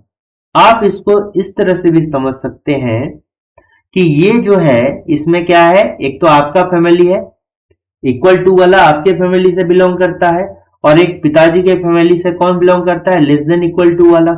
तो आपके फैमिली और लेस देन आपके पिताजी में कौन ज्यादा वैल्यूएबल है, आपके पिताजी। तो पिताजी के फैमिली का कौन है, लेस देन इक्वल टू, यहाँ लेस देन इक्वल टू होगा, लेकिन कंक्लूजन में इक्वल टू दिया है। आई थिंक आपको समझ में आ गया होगा। नेक्स्ट देखते हैं, यहां पर r और x के बीच में बोल रहा है, तो r और x के बीच में चलेंगे तो r से लेके x तक में इतना होगा। तो यहां पर r से x में जैसे चलेंगे, यहां पर देखिए सिर्फ ग्रेटर देन फैमिली का एक मेंबर है और इक्वल टू है, यहां पर ग्रेटर देन और लेस देन तो मिक्स नहीं हो रहा है, इसलिए इसका वैल्यू बनेगा। जैसे चलते हैं तो ये ग्रेटर देन है और इक्वल टू है, यहां पर ऊपर से नीचे की ओर देखिएगा तो ग्रेटर देन और इक्वल टू में कौन नजर आ रहा है, पहले ग्रेटर देन, तो ये ग्रेटर देन होगा, r होगा, और इधर क्या होगा, अंतिम पे x था तो x होगा। या फिर इसको ऐसे समझ सकते हैं कि ग्रेटर देन जो होगा वो दादाजी का फैमिली का है, इक्वल टू आपके फैमिली का है। तो दादाजी ज्यादा बड़ा कि आपका ज्यादा बड़ा, ठीक है, दादाजी का जो है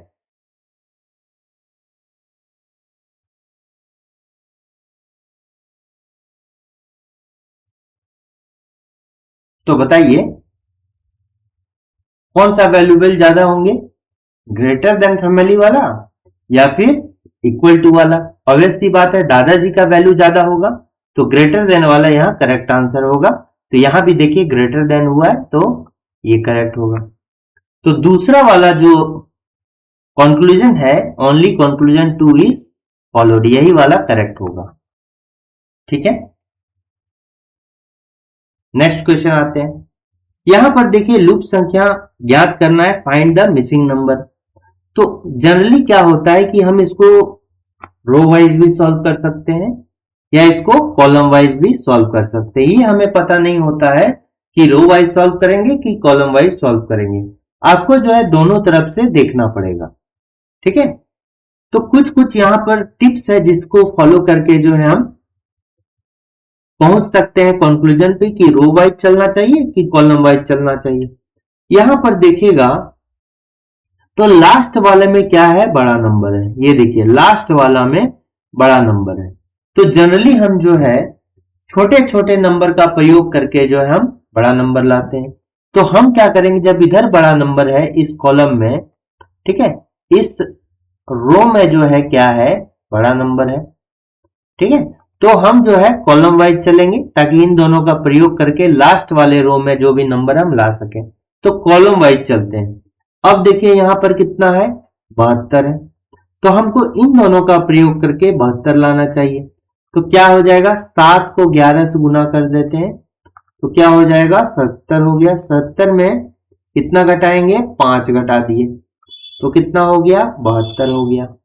ठीक है, अब क्या करेंगे, 11 गुने 5 देखिए सिर्फ 55 ही होता है, 55 होता है, और माइनस अगर 5 कीजिएगा तो क्या हो जाएगा, 50 हो जाएगा। लेकिन यहाँ कितना है, 96 है, तो ये तो नहीं हुआ, ये तो नहीं हुआ, ये क्या हो गया, फेल हो गया। अब कोई दूसरा लॉजिक लगाना होगा। देखिए अब हमको क्या करना होगा, 72 लाना है ना, 72 को जो आप जनरली तोड़िए, इसको 72 को तोड़ के देखिए तो 72 को अगर तोड़िएगा तो 18 चौक 72 होता है, 18 चौक 72 होता है, ठीक है।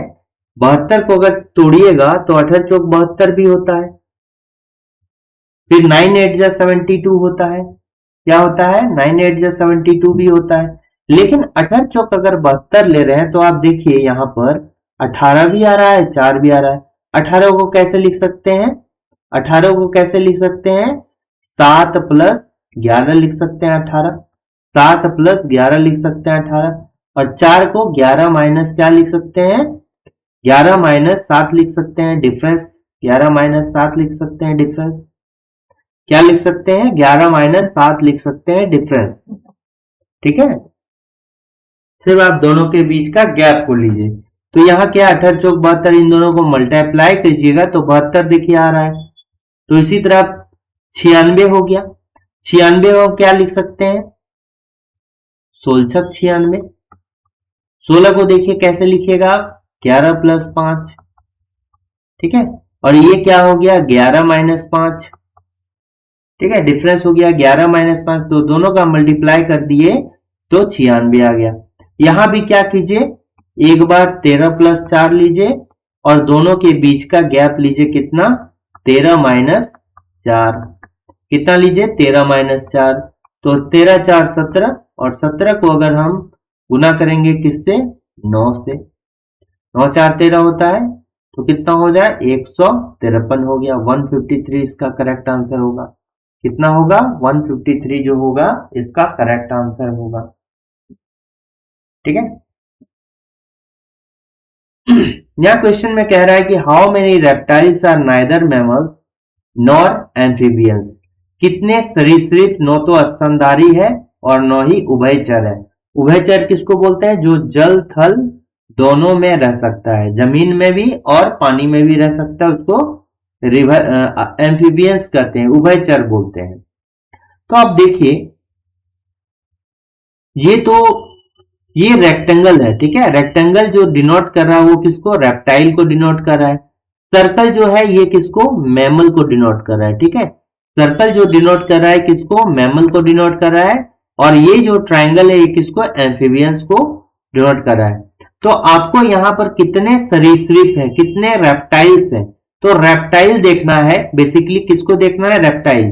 तो रेप्टाइल कौन डिनोट करता है, ये वाला, तो इसके अंदर जो है होना ही चाहिए, क्योंकि तो क्या बोल रहा है, ऐसे कितने रेप्टाइल हैं जो न तो मैमल है न तो एम्फीबियंस है, ठीक है। तो आपको मेनली रेप्टाइल देखना है, और जो कि मैमल में नहीं आना चाहिए और एम्फीबियन में भी नहीं आना चाहिए। तो मैमल देखिए नहीं आना चाहिए, तो ये देखिए मैमल में आ रहा है, ये जो पार्ट है ये क्या आ रहा है, मैमल में भी आ रहा है, और ये ट्राइंगल में भी 4 आ रहा है। तो 4 जो है सर्कल में भी है और ट्राइंगल में भी है, तो ये वाला तो हमको छोड़ देना है, ठीक है। ये वाला पार्ट जो है ये हटा देना है, मैमल वाला पूरा पार्ट हटा देना है, और मैमल के साथ साथ जो है एम्फीबियन वाला भी पार्ट नहीं रखना है।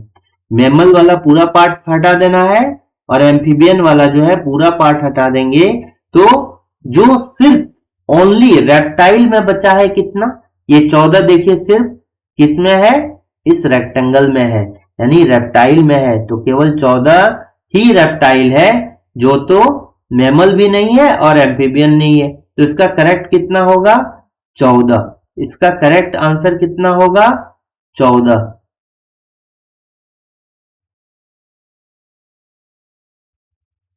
ठीक है। इसका करेक्ट आंसर होना चाहिए 14, ये गलत है, तो मान लीजिए कि ये 14 ही होगा, ठीक है, इसी को मान लेते हैं 14। तो बी इसका करेक्ट आंसर जो होगा ये कितना होगा, क्योंकि रेप्टाइल की बात कर रही है, क्योंकि ये क्या हो रहा है, रेप्टाइल का बात कर रहा है, ठीक है, इसलिए इसका करेक्ट आंसर क्या हो जाएगा 14 हो जाएगा। नेक्स्ट क्वेश्चन आइए, यहां पर बोल रहा है कि एक व्यक्ति ने एक बिंदु से शुरू करके अपनी कार उत्तर की ओर 138 किलोमीटर की दूरी तय की है। ये जो है डायरेक्शन का क्वेश्चन है, किसका क्वेश्चन है, डायरेक्शन का, दिशा का क्वेश्चन है, ठीक है। तो देखिए हम किधर मानते हैं, नॉर्थ, ऊपर की ओर, नीचे मानते हैं साउथ, इधर मानते हैं ईस्ट, इधर मानते हैं क्या, वेस्ट। ठीक है।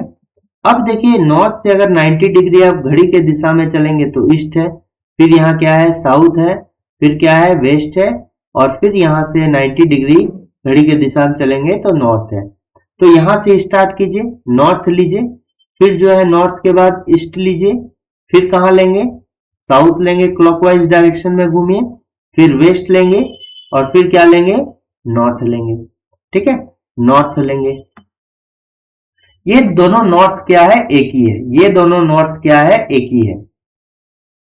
तो अगर इसको नहीं भी लीजिएगा तो चल जाएगा, इसको नहीं भी लीजिएगा तो चल जाएगा। ठीक है।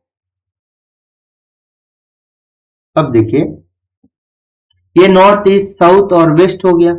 तो यहां क्या बोल रहा है कि एक व्यक्ति एक बिंदु से शुरू करके अपनी कार से कितना उत्तर की ओर 138 किलोमीटर की दूरी तय करता है।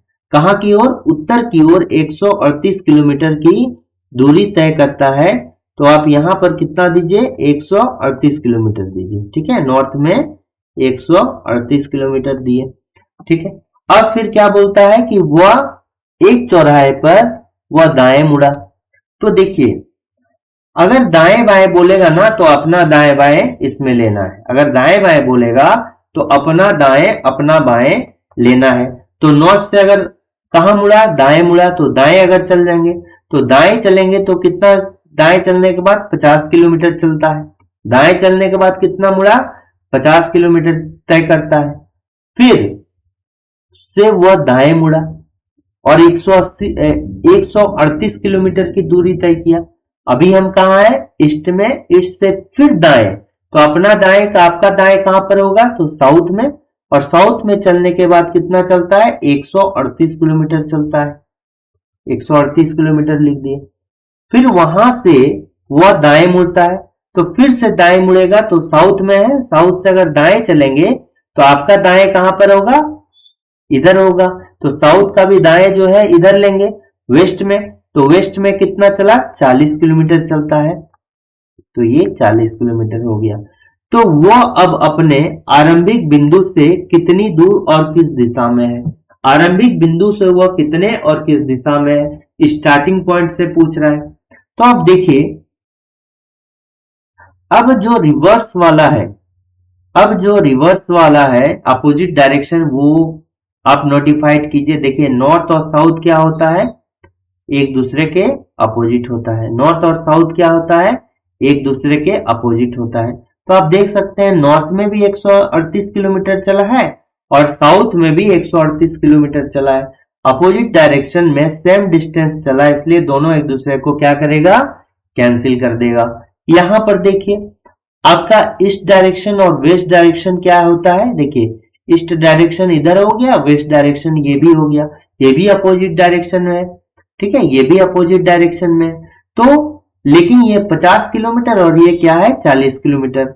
अगर बराबर रहता दोनों तो ये भी कैंसिल कर देता, लेकिन बराबर नहीं है, तो दोनों के बीच का जो गैप देख लीजिए, दोनों का बीच का गैप आप देखिएगा तो वो क्या होगा, अभी डिस्टेंस वो बाकी है। ठीक है, वो स्टार्टिंग पॉइंट से जो फाइनल पॉइंट का डिस्टेंस देगा दोनों के बीच का गैप। तो यहां पर कितना है, 10 किलोमीटर, यहां कितना होगा, 10 का गैप है तो ये 10 किलोमीटर हो गया। तो देखिए ये तो आंसर नहीं होगा, 366, ये भी आंसर नहीं। 10 किलोमीटर यहां भी है, 10 किलोमीटर यहां भी है, लेकिन किस डायरेक्शन में। तो जब भी स्टार्टिंग पॉइंट से लेके क्वेश्चन में कह रहा है आरंभिक बिंदु से कितनी दूर है, जब भी बोलेगा आरंभिक बिंदु से कितनी दूर है तो जिसका वैल्यू बड़ा होगा उसी डायरेक्शन लेंगे। 50 और 40 में कौन बड़ा है, 50 और 40 में कौन बड़ा है, ईस्ट वाला बड़ा है, तो यहाँ ईस्ट लिख देंगे। 50 और 40 में जो बड़ा होगा वही ले देंगे ईस्ट में, क्योंकि यहाँ आरंभिक बिंदु से पूछा है। अब पूछता कि फाइनल बिंदु से कौन होगा, यानी कि जो फाइनल बिंदु होता है जहां पर आके रुका है वहां के रिस्पेक्ट में पूछता कि आरंभिक बिंदु कितनी दूर है, तब क्या करते कि जो बड़ा वाला होता उसका उल्टा ले लेते, यानी कि छोटा वाला वैल्यू लेते।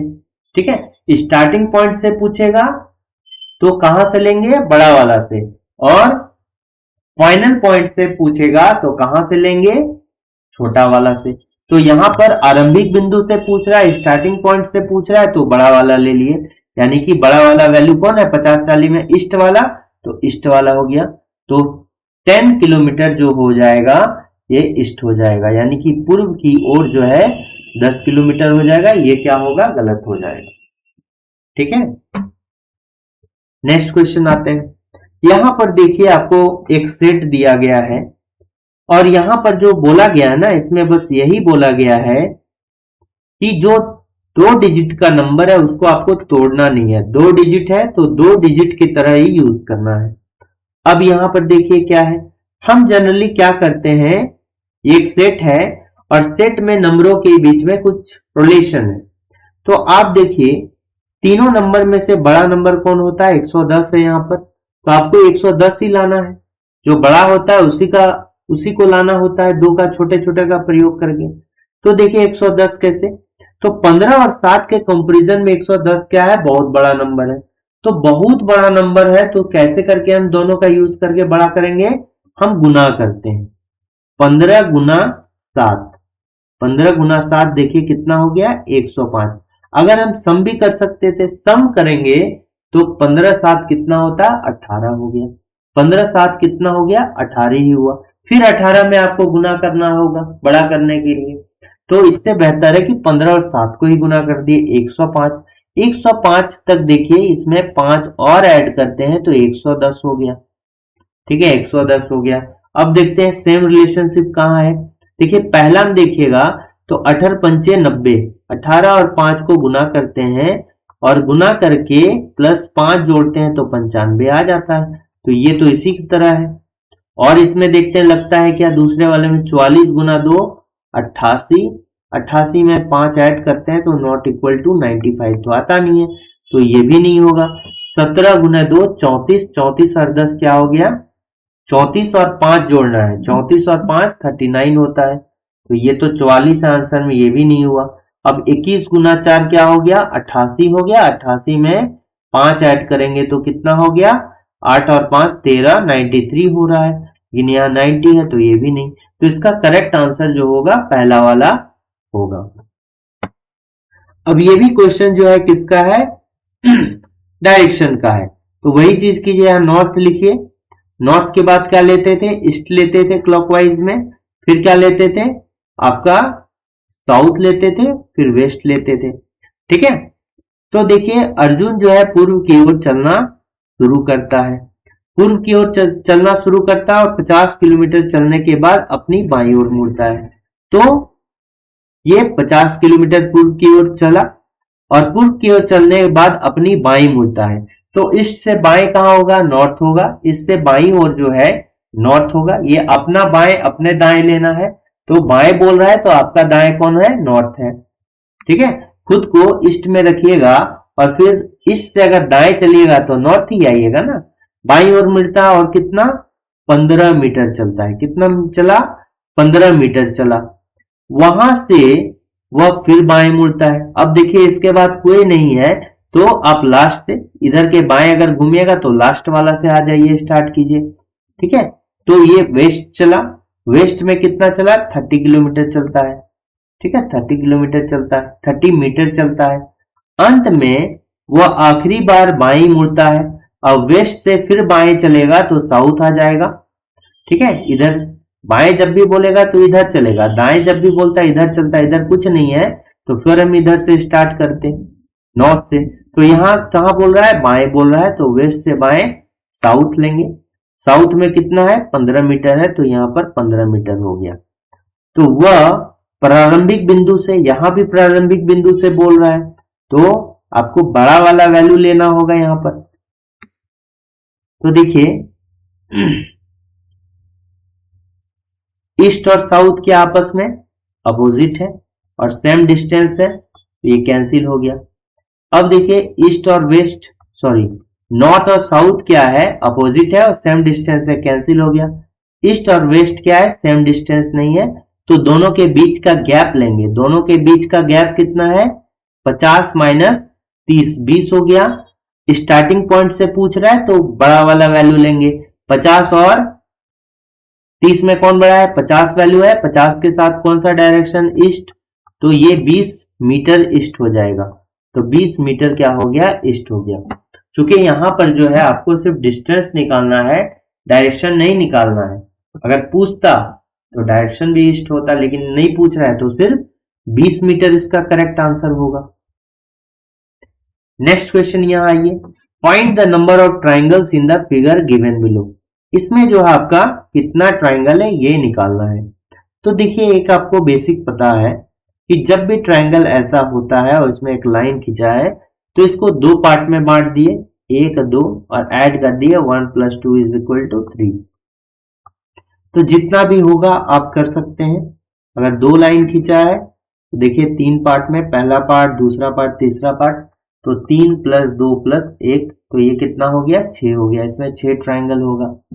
तो यहां भी देखिए 1 पार्ट, 2 पार्ट, 3 पार्ट, 4 पार्ट, तो यानी कितना हो गया, 4 3 7, 2 9 + 1 10। तो इसमें कितना ट्राइंगल होगा, 10 ट्राइंगल होगा। केवल यहां से यहां तक में जो है 10 ट्राइंगल होगा। ठीक है, सिमिलरली यहां भी है 1 2 3 4, तो इसमें भी होगा कितना, 10 ट्राइंगल होगा। इधर भी देखिए उसी तरह करके है। ठीक है, यहां भी है 1 2 3 4, तो इसमें कितना हो गया, 10 ट्राइंगल हो गया। तो देखिए 10 10 करके 30 ट्राइंगल हो गया, 10 × 3 30 हो गया। ठीक है, एक ट्राइंगल कौन सा हो गया, एक ट्राइंगल ये वाला हो गया। एक ट्राइंगल कौन सा हो गया, ये वाला हो गया। और दूसरा ट्राइंगल क्या हो गया, ये वाला हो गया, ये बड़ा वाला। ठीक है, यानी 2 ट्राइंगल और हो गया इसमें। तो टोटल कितना हो गया, 32 ट्राइंगल हो गया। टोटल कितना हो गया, 32 ट्राइंगल हो गया। तो 32 इसका करेक्ट आंसर होगा। ठीक है, अब नेक्स्ट क्वेश्चन जो है कह रहा है, यहां कह रहा है कि अर्पित की वर्षगांठ 10 मार्च 2020 को मंगलवार के दिन थी। यानी कि ये जो है कैलेंडर का सवाल है, कैलेंडर का सवाल है। ठीक है, तो यहां पर बोल रहा है कि अर्पित का जो बर्थडे था वो कब था, 10 मार्च 2020। ठीक है, ये कौन सा दिन है, मंगलवार है। 10 मार्च 2020 कौन है, मंगलवार है। उसकी पत्नी का वर्षगांठ को, जो कि 25 मई 2020 को थी। कब थी, 25 मई 2020 को थी। तो ये आपको बताना है कि कौन सा दिन होगा। ठीक है, एक रेफरेंस दिया, उस रेफरेंस से निकालना है। जब भी आपको जो है ईयर सेम रहे, जब भी ईयर सेम रहे तो हम क्या बोलते हैं कि इसको इस तरह से बनाना चाहिए। बस आपको ध्यान रखना है कि ईयर कौन सा है। आप देखिए 2020 जो होता है ये कौन है, लीप ईयर है। ये 2020 जो है लीप ईयर है। ठीक है, मतलब लीप वर्ष है। हम कैसे जाने ये लीप वर्ष है, दो टाइप का वर्ष होता है, एक लीप वर्ष होता है, एक नॉन लीप ईयर होता है। जैसे ये साल जो है देखिए 4 से डिवाइड है, अंतिम 2 डिजिट अगर साल का 4 से डिवाइड हो गया तो पूरा ईयर जो होगा 4 से डिवाइड होगा, और जो 4 से भाग लग जाता है वो 4 क्या होगा, लीप वर्ष होगा। तो यहां पर देखिए 20 जो है 4 से भाग लग गया, तो 2020 टोटल 4 से भाग लग जाएगा, यानी ये जो है लीप वर्ष होगा। तो लीप वर्ष हो गया, इसका मतलब क्या हो गया, ये लीप वर्ष हो गया। तो यहां पर जो फरवरी के मंथ में जो है, लीप वर्ष में जो है फरवरी के मंथ में ये 29 दिन आएगा। ठीक है, लीप वर्ष में यही होता है, लीप वर्ष और नॉन लीप ईयर में जो फरवरी का दिन होता है, नॉन लीप ईयर में 28 दिन का होता है, लेकिन लीप वर्ष में जो है फरवरी का दिन कितना होता है, 29 दिन का होता है। ठीक है, तो लीप वर्ष में याद रखिएगा कि अगर ऑल ओवर हम बर्थ की बात करेंगे तो एक्स्ट्रा जो दिन होता है ये 2 दिन होता है। ठीक है, लीप वर्ष की अगर बात करेंगे तो एक्स्ट्रा क्या होता है, 2 दिन होता है। लीप वर्ष की अगर बात करेंगे तो यहाँ जो है एक्स्ट्रा दिन जो है यानी कि विषम दिन जो हो गया, विषम दिन होगा वो क्या होगा, 2 दिन का होगा। ऐसे अगर जनरल ईयर की बात कीजिएगा तो 1 दिन का वहां पर विषम दिन होता है, लेकिन चूंकि फरवरी का दिन 1 दिन बढ़ जाता है इसी कारण से विषम दिनों की संख्या में भी एक एक्स्ट्रा बढ़ जाता है। ठीक है, यानी कि लीप वर्ष होगा तो 2 दिन यहाँ विषम दिन होगा, ऑड डे होगा, और जनरल साधारण ईयर में 1 दिन होता है। ठीक है, तो इसी बेसिस पर जो है कैलेंडर का सवाल बनता है ऑड डे पे। ठीक है, तो इस क्वेश्चन को कैसे बनाना है कि जब भी यहां पर ईयर सेम रहे तो बस जान लीजिए कि क्या है, वो लीप वर्ष है कि नॉन लीप ईयर है। तो ये जो है लीप ईयर है। अब देखिएगा आपको उसी वर्ष में घूमना है, इसलिए वर्ष को हम हटा देते हैं। तो देखिए मार्च से लेके मई तक आपको जाना है, मार्च से लेके जो है मई तक जाना है। तो मार्च में लिखिए, ये हो गया मार्च, ये हो गया अप्रैल, ये हो गया जून, ये क्या हो गया जुलाई हो गया। अच्छा एक मिनट, ये तो मई छूट गया ना, मई तक ही जाना है, मार्च अप्रैल मई, मार्च अप्रैल मई तक गए। अब देखिए अब मार्च में होता क्या है, आपको पूरा दिन पता होना चाहिए कि एक पूरे साल में किस महीने में कितना दिन होता है। ठीक है, तो मार्च में हमको पता है कितना दिन होता है, 31 दिन होता है, लेकिन 10 तारीख तक तो आप चल चुके हैं, 10 मार्च तक आप आ चुके हैं, तो बाकी कितना रहा है इसमें, 31 दिन में 10 आपको घटा देना है मार्च में, तो यहां पर कितना हो गया, 21 दिन हो गया। अब अप्रैल में कितना होता है, अप्रैल पूरा चलेगा, अप्रैल वो पूरा चलेगा मई तक जाने के लिए, तो अप्रैल तो 30 दिन का होता है, ये हो गया। और मई जो है, मई में केवल 25 तारीख तक जाना है, तो यहां पर क्या हो गया, 25 हो गया। ठीक है, अब क्या कीजिए कि इसको या तो सबको जोड़ दीजिए और 7 से डिवाइड दीजिए। ठीक है, 7 से डिवाइड दिए, 7 से डिवाइड दीजिएगा तो क्या होगा कि जो एक्स्ट्रा दिन होगा वो निकल जाएगा। ठीक है, यानी कि कहने का मतलब क्या है कि मान लीजिए कि आज अगर सोमवार है, मान लीजिएगा अगर आज सोमवार है तो इसमें 7 दिन अगर ऐड करते हैं तो क्या हो जाएगा, सोमवार ही होगा। ठीक है, सोमवार में अगर 14 दिन ऐड करते हैं तो क्या होगा, सोमवार ही होगा, क्योंकि ये एक सप्ताह बाद हो गया, ये 14 दिन मतलब 2 सप्ताह के बाद हो गया। यानी कि अगर सोमवार में 7 का मल्टीपल कुछ भी ऐड कीजिएगा तो आपका जो दिन है वही दिन रहेगा। ठीक है, तो यही वाला जो होता है यहां पर यही काम करता है। यही अगर सोमवार से हम बोले 8 दिन के बाद क्या होगा, तो सोमवार से 8 दिन का मतलब क्या हो गया, 7 + 1, तो 7 दिन के बाद तो सोमवार ही होगा ना, 7 दिन के बाद सोमवार ही होगा। एक दिन जोड़ेंगे तो सोमवार से एक दिन ऐड कर देते हैं तो क्या होगा, मंगलवार होगा। तो एक दिन जो हो गया यहाँ एक्स्ट्रा बोलेंगे, क्योंकि एक सप्ताह जो है आप जोड़ते हैं तो कोई फर्क नहीं पड़ता है दिन में, तो ऑड डे यही एक मेरा क्या हो गया, विषम दिन हो गया। ठीक है, तो उसको सप्ताह में चेंज करने के बाद जो मेरा एक्स्ट्रा दिन होगा उसी को हम लोग ऑड डे बोलते हैं। ठीक है, तो ऐसे ना करके हम क्या करते हैं कि डायरेक्टली सोमवार में 8 जोड़ना है ना, सोमवार में 8 जोड़ना है, तो ये जो एक्स्ट्रा हमने काम किया 7 जोड़ेंगे, 7 + 1 तोड़ेंगे, ये नहीं, डायरेक्टली सप्ताह हम लोग पता है 7 दिन होता है, तो इस 8 को 7 से डिवाइड देंगे तो 7 एकम 7, तो यहां रिमेनिंग कितना बच गया, शेषफल को देखना, यही वो कहलाता है ऑड डे। ठीक है, यही कहलाता है ऑड डे। तो यहां पर क्या हो गया, एक सप्ताह से एक दिन एक्स्ट्रा हो गया, तो ये वाला सप्ताह हो गया। कितना सप्ताह होगा, तो 7 से डिवाइड दिए तो 8 दिन में मेरा एक सप्ताह एक दिन हो गया, तो एक दिन मेरा एक्स्ट्रा हो गया, तो यही एक दिन निकलता है। तो इतना ना करके डायरेक्टली ये हम कर रहे हैं।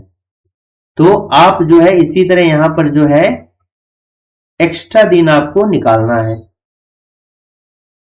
क्या निकालना है, एक्स्ट्रा दिन जो है निकालना है। तो आप क्या कर सकते हैं यहां पर, या तो सभी को भाग देके 7 से डिवाइड कीजिए, या अलग अलग भी करेंगे तो ये हो जाएगा। देखिए इसको 7 से डिवाइड दीजिएगा तो रिमेनिंग यहाँ कितना हो जाएगा, 7 या 21 टोटल कट जाएगा तो 0। ठीक है, इसको भी 7 से डिवाइड दीजिएगा तो रिमाइंडर कितना हो गया, 7 चौका 28। कैसे कटेगा, 7 चौक 28 कटेगा 30 से कम, तो रिमाइंडर कितना हो गया, 30 माइनस 28 हो गया, 2 बचेगा। यहां पर 7 से डिवाइड दीजिएगा तो रिमाइंडर कितना हो गया, 7 या 21, 7 चौक 28 ज्यादा हो जाता है, 7 या 21 रिमाइंडर हो गया 4। तो तब तक भाग देते रहना है जब तक कि 7 से छोटा ना हो जाए। तो ये देखिए रिमाइंडर को जब जोड़ते हैं तो 0, 2 और 4, तो टोटल रिमाइंडर कितना हो गया, 0 प्लस 2 प्लस 4 यानी कि 6। तो 7 से क्या हो गया, छोटा हो गया, 7 से क्या हो गया, छोटा हो गया। तो ये जो रिमाइंडर 6 होता है, इस मंगलवार में आप क्या कीजिएगा, ऐड कीजिएगा। रिमाइंडर 6 होगा तो इस मंगलवार में ऐड कर दीजिए 6। तो मंगलवार में 6 ऐड कीजिए। ठीक है, जब मंगलवार में आप 6 ऐड कीजिएगा तो कितना होगा, बुधवार, बृहस्पतिवार, शुक्रवार, शनिवार, रविवार, सोमवार। तो क्या आ जाएगा, सोमवार आ जाएगा, सोमवार आ गया। ठीक है, इसका भी जो आंसर हो जाएगा ये क्या आ गया, सोमवार आ गया।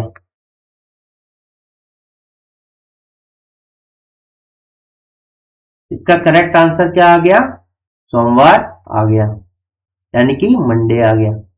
अब देखिए एक बात बताते हैं, मंगलवार से आप 6 दिन जब जोड़ते हैं, ठीक है, मंगलवार से 6 दिन जोड़िए, या एक काम कर सकते हैं कि 6 देखिए मंगलवार में किसी डे में आप 6 दिन जोड़ना है, कितना करना है, +6 करना है।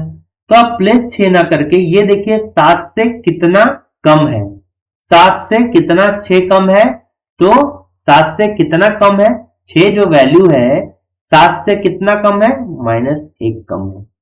7 से जो है 1 कम है, ये माइनस जो डिनोट करता है क्या है, कम है, 1 कम करना है। 6 जो वैल्यू है ये 7 से कितना कम है, 1 कम है। तो आप जो है मंगलवार में या तो 6 घटा दीजिए या मंगलवार में 1 जो है घटा दीजिए। मंगलवार में आप या तो 6 जोड़ दीजिए, 6 को जोड़ना है तो सोमवार आएगा, या फिर 1 घटा दीजिएगा तो भी सोमवार आ जाएगा। ठीक है, तो इसका करेक्ट आंसर हो गया सोमवार। आई थिंक आपको समझ में आया होगा। नेक्स्ट क्वेश्चन है, ये जो है स्टेटमेंट और कोर्स ऑफ एक्शन का सवाल है। स्टेटमेंट और कोर्स ऑफ एक्शन का सवाल है, क्या आप कार्रवाई कीजिएगा। यहां पर जो है एक मेरा स्टेटमेंट दिया गया है, उसी स्टेटमेंट को आप लोग जो है सही मानना है। किसी भी परिस्थिति में उस स्टेटमेंट में जो है कोई बदलाव नहीं करना है, उसी स्टेटमेंट के अकॉर्डिंग सोचना है। या तो वो स्टेटमेंट रियल है या रियल नहीं है, फिर भी उसी को आप लोग को जो है सोचकर जवाब देना है। तो यहां पर बोल रहा है कि मौसम ब्यूरो ने कश्मीर से अगले सप्ताह के मौसम का पूर्वानुमान जारी किया है, जिसमें उन्होंने कहा है कि पूरे सप्ताह भारी हिमपात होने वाला है। यानी कि कश्मीर में जो है नेक्स्ट वीक का, नेक्स्ट सप्ताह का जो है पूर्वानुमान जारी किया गया है कि नेक्स्ट सप्ताह से वहां बहुत ज्यादा जो है हिमपात होगा, ओले पड़ेंगे। ठीक है, भारी ओले पड़ेंगे, भारी हिमपात होगा। तो ये वाला बात अपने दिमाग में घुसा लीजिए। अब जो यह कोर्स ऑफ एक्शन जो भी हम करेंगे इसी के अकॉर्डिंग करेंगे। कोई भी ऐसा कोर्स ऑफ एक्शन नहीं लेंगे जो एक्सट्रीम कंडीशन का हो, यानी कि बहुत एक्सट्रीम हम लोग ले लिए स्टेप, वैसा भी नहीं होना चाहिए। कोई ऐसा नहीं कोर्स ऑफ एक्शन करना होगा जो स्टेटमेंट को ही गलत साबित कर रहा है। अब देखिए यहां क्या बोल रहा है, मौसम ब्यूरो को इस सूचना को विभिन्न माध्यमों से पूरे कश्मीर में प्रसारित करना चाहिए। ये लॉजिकल है, जब ऐसा होने वाला होगा तो ये बात जो है मौसम विज्ञान की बात है, तो ये लोग अपना अपना भी व्यवस्था करेंगे, कोई काम होगा तो उसको निपटाएंगे। ठीक है, तो विभिन्न माध्यमों से पूरे कश्मीर में प्रसारित होना चाहिए। नगर निकायों को सड़कों से बर्फ हटाने का प्रबंध करना चाहिए। ये भी बिल्कुल सही बात है, क्योंकि अगले वीक में हिमपात होगा तो उसके लिए तो पहले से ना उपाय करना होगा कि हिमपात होगा, ये जब पता है तो पहले से आपको स्टेप लेने पड़ेंगे। तो उसके लिए जो भी व्यवस्थाएं होंगी वो करनी होंगी। ठीक है, तो इसलिए ये भी सही है। इस समाचार को राज्य के बाहर फैलने से रोकना चाहिए। ये देखिए, ये तो लॉजिकल नहीं है। ये लॉजिकल है क्या? नहीं है, क्योंकि ये हिमपात वाला खबर तो ऐसा नहीं है कि सिर्फ लोगों की भलाई के लिए आप जो न्यूज दीजिएगा लोगों के भलाई के लिए दीजिएगा। ठीक है, तो ये वाला जो है लॉजिकल नहीं है। तो पहला और दूसरा क्या होगा? केवल पालन करता है। ठीक है, पहला और दूसरा ये केवल पालन करता है। नेक्स्ट क्वेश्चन देखिए क्या है कि आपको इसमें जो है 4 यहां पर ऑप्शन है, तो चारों ऑप्शन में कौन सा ऑड है वो निकालना है, कौन सा विषम है वो निकालना है। तो आप देखिए 5 से 30 कैसे बना सकते हैं? 5 से 30, 5 से 30, 5 के कंपैरिजन में 30 बहुत बड़ा नंबर है, तो 5 को आप 6 से गुना कीजिए तो बन गया 30। लेकिन यहां पर 11 को अगर 6 से गुना करेंगे तो 30 होगा क्या? नहीं, 66 होगा। ठीक है, तो ये तो रूल फेल करने लगा, ये रूल फेल करने लगा, सब में फेल करने लगा। अगर ऑड है तो कोई 3 में या 4 ऑप्शन है, कोई 3 में जो है एक ही लॉजिक लगेगा, कोई एक में एक्स्ट्रा लॉजिक लगेगा, मतलब अनदर लॉजिक लगेगा। लेकिन देखिए 5 छक 30, 11 छक 66, छतिया यहाँ 18 ही हो रहा है। अब देखिए इसको हम और एक वे में लिख सकते हैं। ठीक है, ये वाला तो फेल हो गया, गलत हो गया। इसको हम लिख सकते हैं इस तरह से, 5 पर स्क्वायर कर दिए तो 25, बड़ा करने का ये भी नियम है, स्क्वायर ये क्यूब कर दीजिए तो बड़ा हो जाएगा, या फिर गुना कर दीजिए। ये हो गया 25 और 25 में फिर 5 ऐड कर दिए तो 30। अब यहां पर देखिए 11 पर स्क्वायर कर दिए तो 121, 121 में क्या यही 11 ऐड करेंगे, ये यहां पर 5 है तो 5 ऐड किए, यहां पर 11 है तो 11 ऐड किए तो 132। यहां पर देखिए 3 पर स्क्वायर 9 प्लस 3 क्या हो गया 12। अब यहां पर देखिएगा इन तीनों में सेम लॉजिक लग गया। यहां पर देखिए 14 पर स्क्वायर कितना हो गया 196 और प्लस 14 होगा तो 0, 20 और 1 21, 210 हो रहा है। कितना हो रहा है 210, यहाँ कितना है 220, तो यही वाला जो होगा अलग हो गया, यही वाला मेरा क्या हो गया अलग हो गया, क्योंकि सम देखिए सब में सेम लॉजिक लगा है। इसमें जो है 14 ऐड करें 210 हो रहा है, यहाँ 15 ऐड हो रहा है, 15 नहीं यहाँ कितना ऐड होगा 24 ऐड होगा। अब ये क्वेश्चन देखिए, ये क्वेश्चन किसका है? डाइस का है। ये किसका क्वेश्चन है? डाइस का है।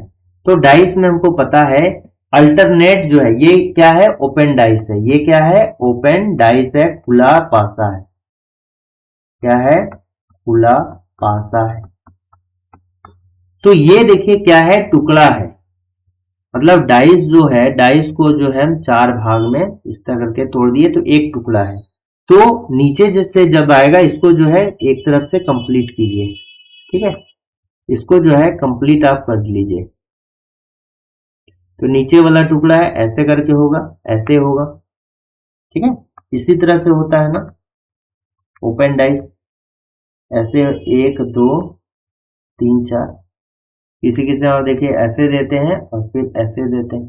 तो ये 4 है, तो इसको जो है एक वाला को 4 टुकड़ा में तोड़ दिया गया है और चारों साइड एक एक को लिख दिया गया है।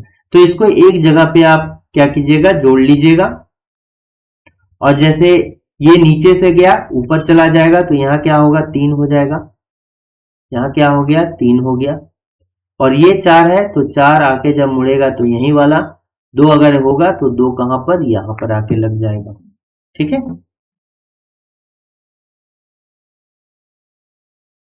ये सही है ना?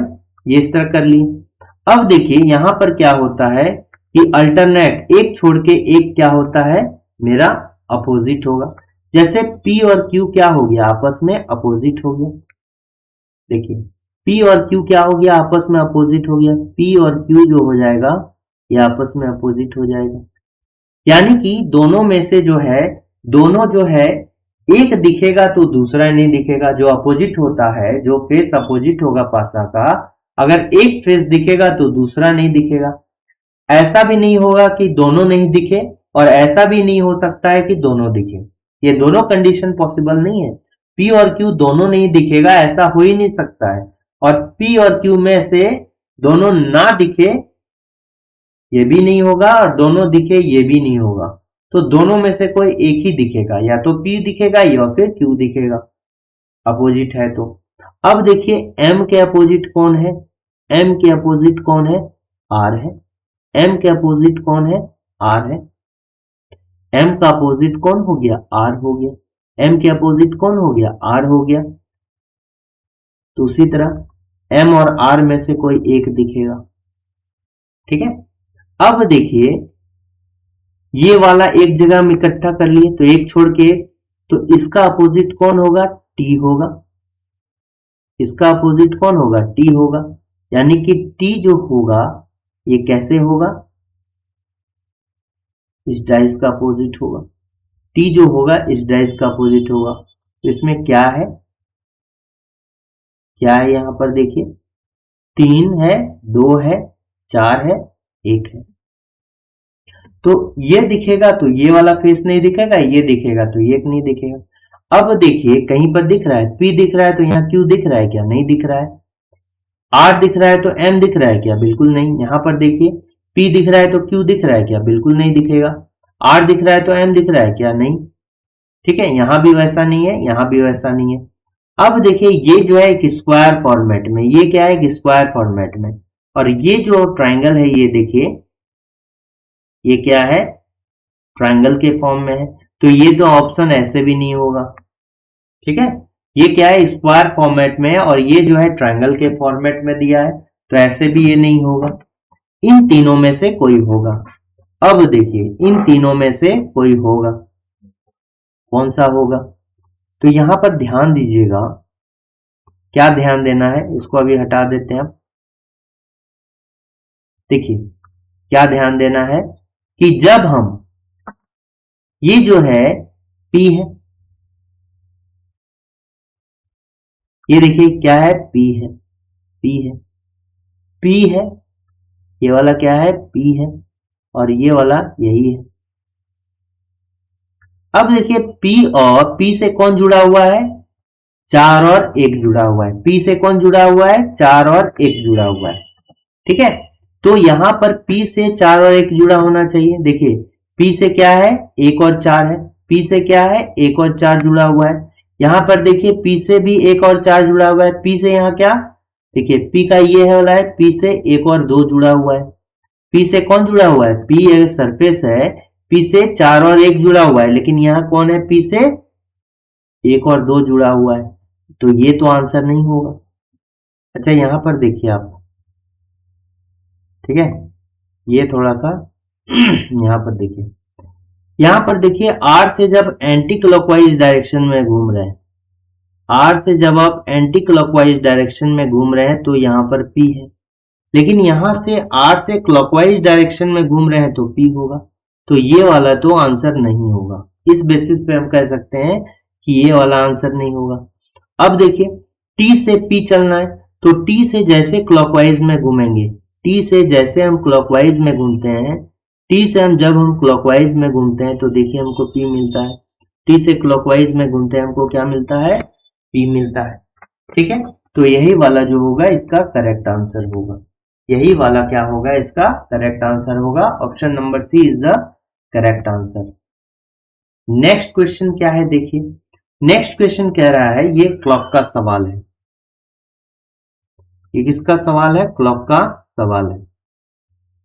ठीक है, क्लॉक का सवाल है, यानी कि घड़ी का।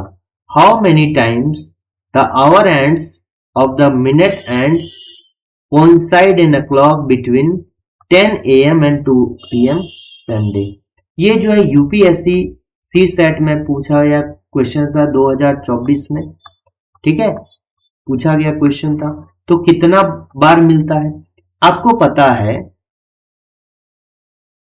अगर कितना बार जो है एक साथ होता है, कितना बार मिलता है मतलब एक साथ होता है, तो एक साथ होना होगा, या फिर इसको पूछा जा सकता है संपाती होगा, या इसको बोल सकता है 0 डिग्री का एंगल बनेगा।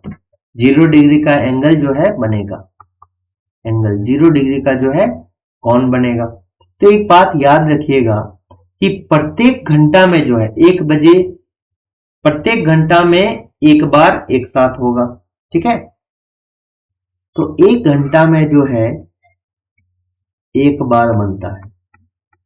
प्रत्येक घंटा में मिनट की सुई और घंटे की सुई जो होता है एक साथ होता है, यानी 1 घंटा में एक बार जो एक साथ होगा। फिर देखिए क्या हो जाएगा, 12 घंटा में कितना होना चाहिए, 1 घंटा में एक बार, तो 12 घंटा में 12 बार नहीं, एक कम हो जाता है, 11 बार होता है। अभी बताएंगे कहां पर होगा। तो 24 घंटा में कितना हो जाएगा,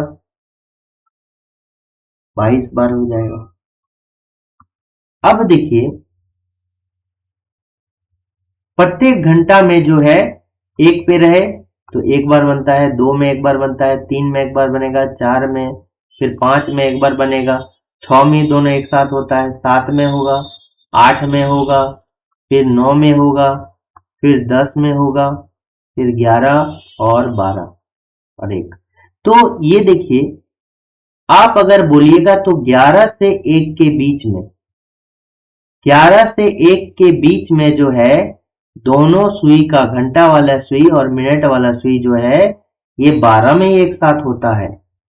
देखिए 1 से 2 के बीच में जब एक गैप में एक बार दोनों कांटा एक साथ होगा, 2 से 3 का गैप में जो है एक बार होगा, यानी कि एक गैप में जो होता है एक बार दोनों कांटा मिलता है, ठीक है। लेकिन यहां पर देखिए 10 से 11 से जो है 12, यहां पर जो है 11 से 12 और 12 से 20, 1, 10 से 11 सॉरी 11 से 12 और 12 से 1 कितना गैप हो गया, 2 गैप हो गया।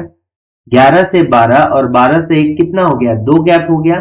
तो 2 गैप के लिए जो है कांटा 12 में ही दोनों साथ होता है, 11 से 12 के बीच में भी नहीं होगा और 12 से 1 के बीच में भी नहीं होगा।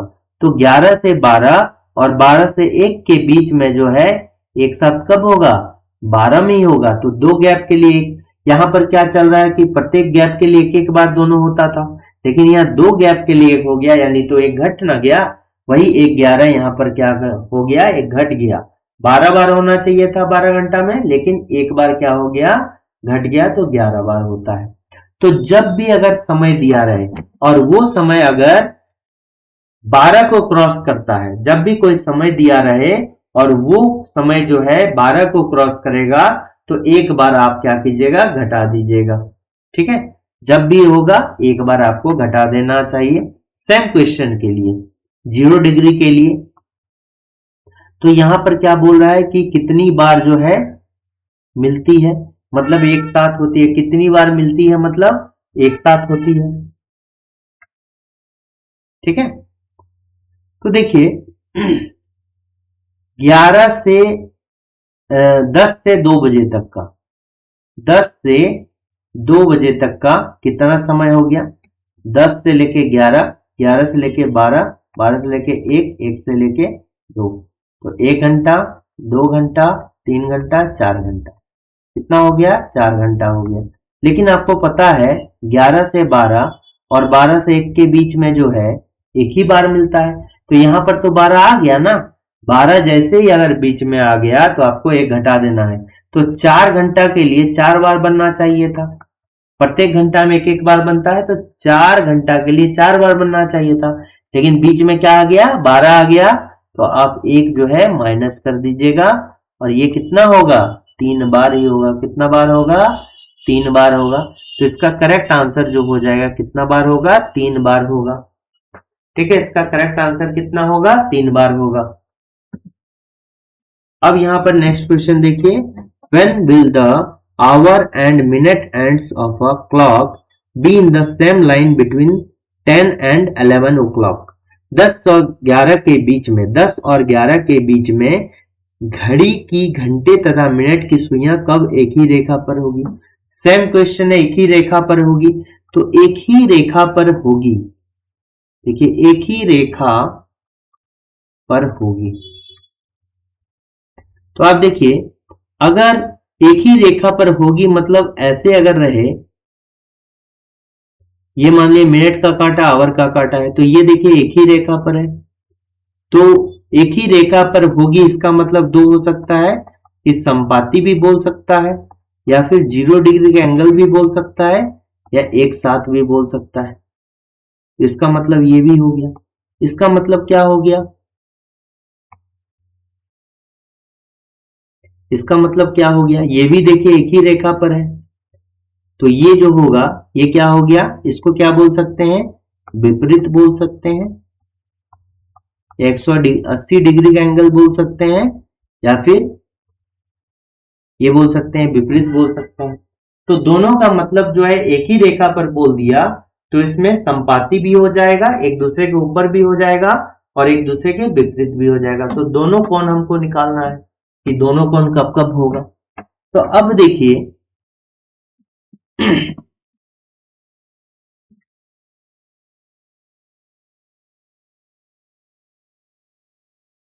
तो जनरली जो इसका आंसर होता है ना, पहले शॉर्ट ट्रिक से समझ लीजिए।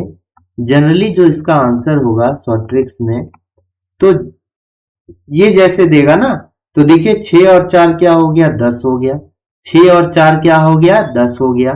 तो जब भी इस तरह का 10 हो जाए तो वही वाला करेक्ट आंसर होगा। यहां भी देखिए 9 1 क्या होता है? 10 होता है, तो ये भी होगा। तो बी और सी जो होगा दोनों इसका करेक्ट आंसर होगा।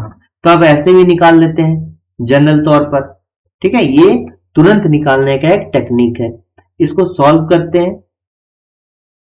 0 डिग्री कब होगा? ये देखिए 10 से 11 के बीच में, आप बोलिए 0 डिग्री कब होगा? आपको 10 से 11 के बीच में देखना है, 10 से 11 के बीच में देखना है, तो आप क्या कीजिए, 10 से 11 के बीच में देखना है, तो ये वाला जो सेकंड वाला टाइम दिया उसको भूल जाइए। जो पहला है 10 से 11 के बीच में, तो 10 ही को आप जो है पकड़ के रखिएगा। तो आपको जो आपको पता है कि मिनट वाला का जो होता है, ये क्या होता है? 2/11, 2/11 A1 प्लस माइनस A2। ठीक है, ये फॉर्मूला भी याद रखिएगा, ये मिनट को निकालने के लिए होता है। Minute is equal to 2/11 A1 plus minus A2, A1 plus minus A2। ठीक है, तो देखिए A1 का मतलब क्या हो गया? A1 मतलब क्या हो गया? जो आवर एंड है उसको आप 30 से मल्टीप्लाई कीजिएगा। ठीक है, जो घंटे में जो सुई है, तो घंटे में कितना है? 10 पे है।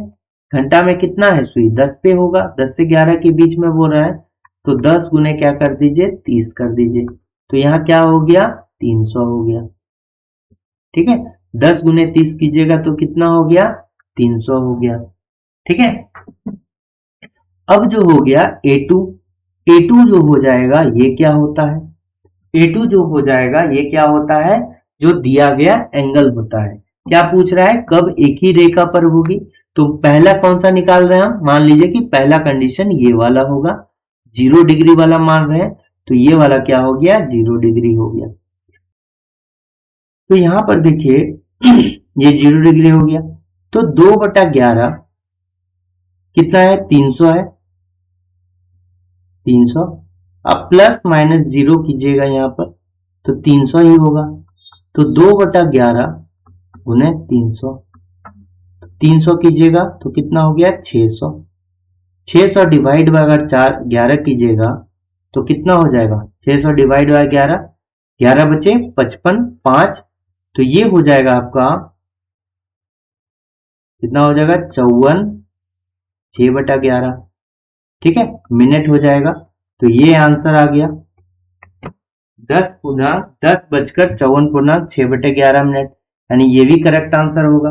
अब हम लोग किसके देखेंगे? 180 वाले एंगल के लिए देखेंगे। किसके लिए देखेंगे? 180 वाले के लिए। तो ये तो हो गया मेरा। ठीक है, तो अब मिनट निकालेंगे, वही 2/11 A1 प्लस माइनस A2, ये याद रखेंगे। तो A1 बराबर क्या हो जाएगा? वही 10 गुने 30, 300। 10 गुने 30 क्या हो गया? 300। ये क्या होता है? ये एंगल बनाता है।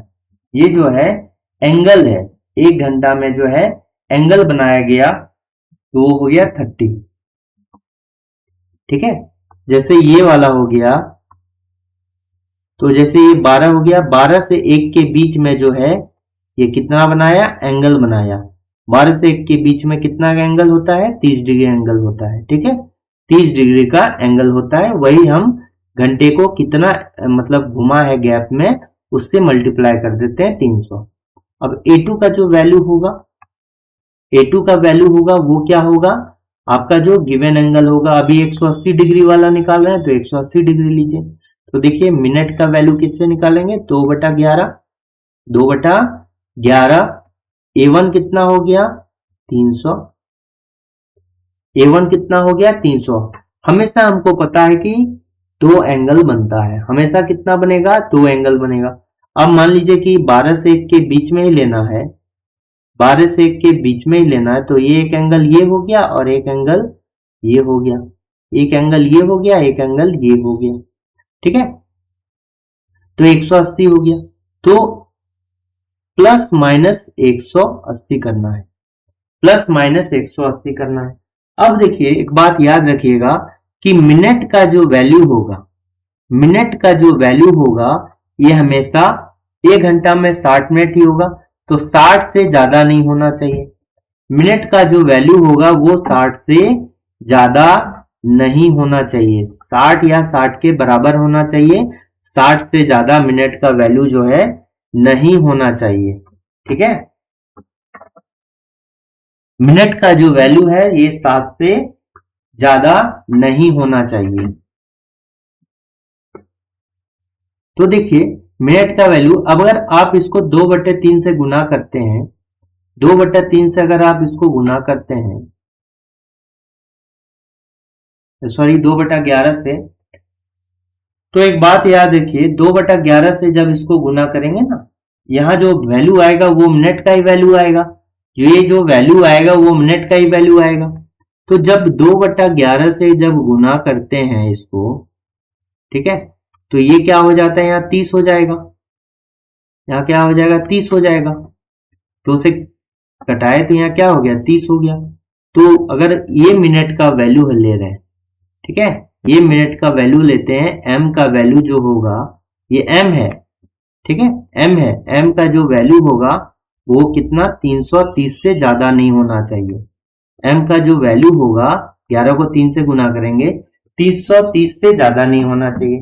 ठीक है, ये जो m का वैल्यू है वो कितना, 330 से ज्यादा नहीं होना चाहिए।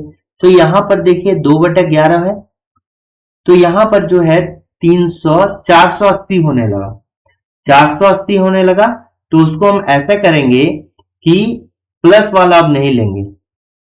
अगर आप 300 किए और 180 ऐड कर रहे हैं, देखिए 300 प्लस 180 ऐड कर रहे हैं, तो ये वैल्यू क्या हो गया, 0, ये 8 हो गया, 480 हो रहा है।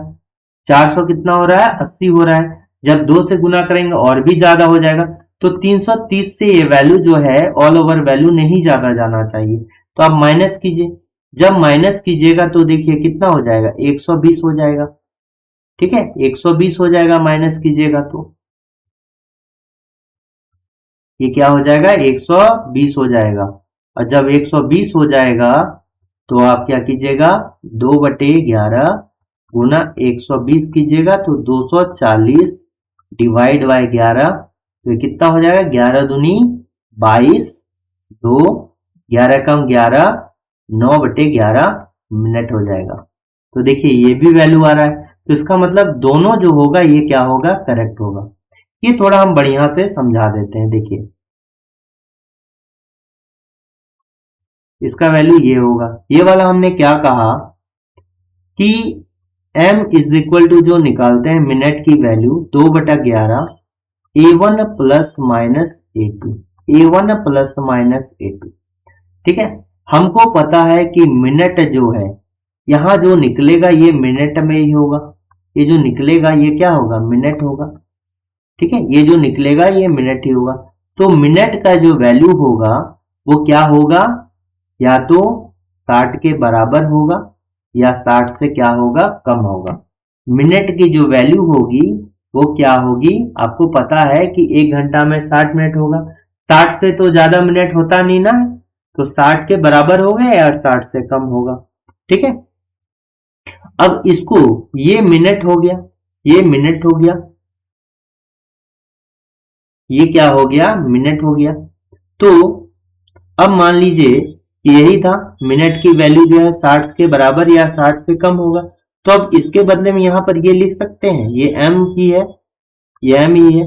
अब इसको लिखिए 2/11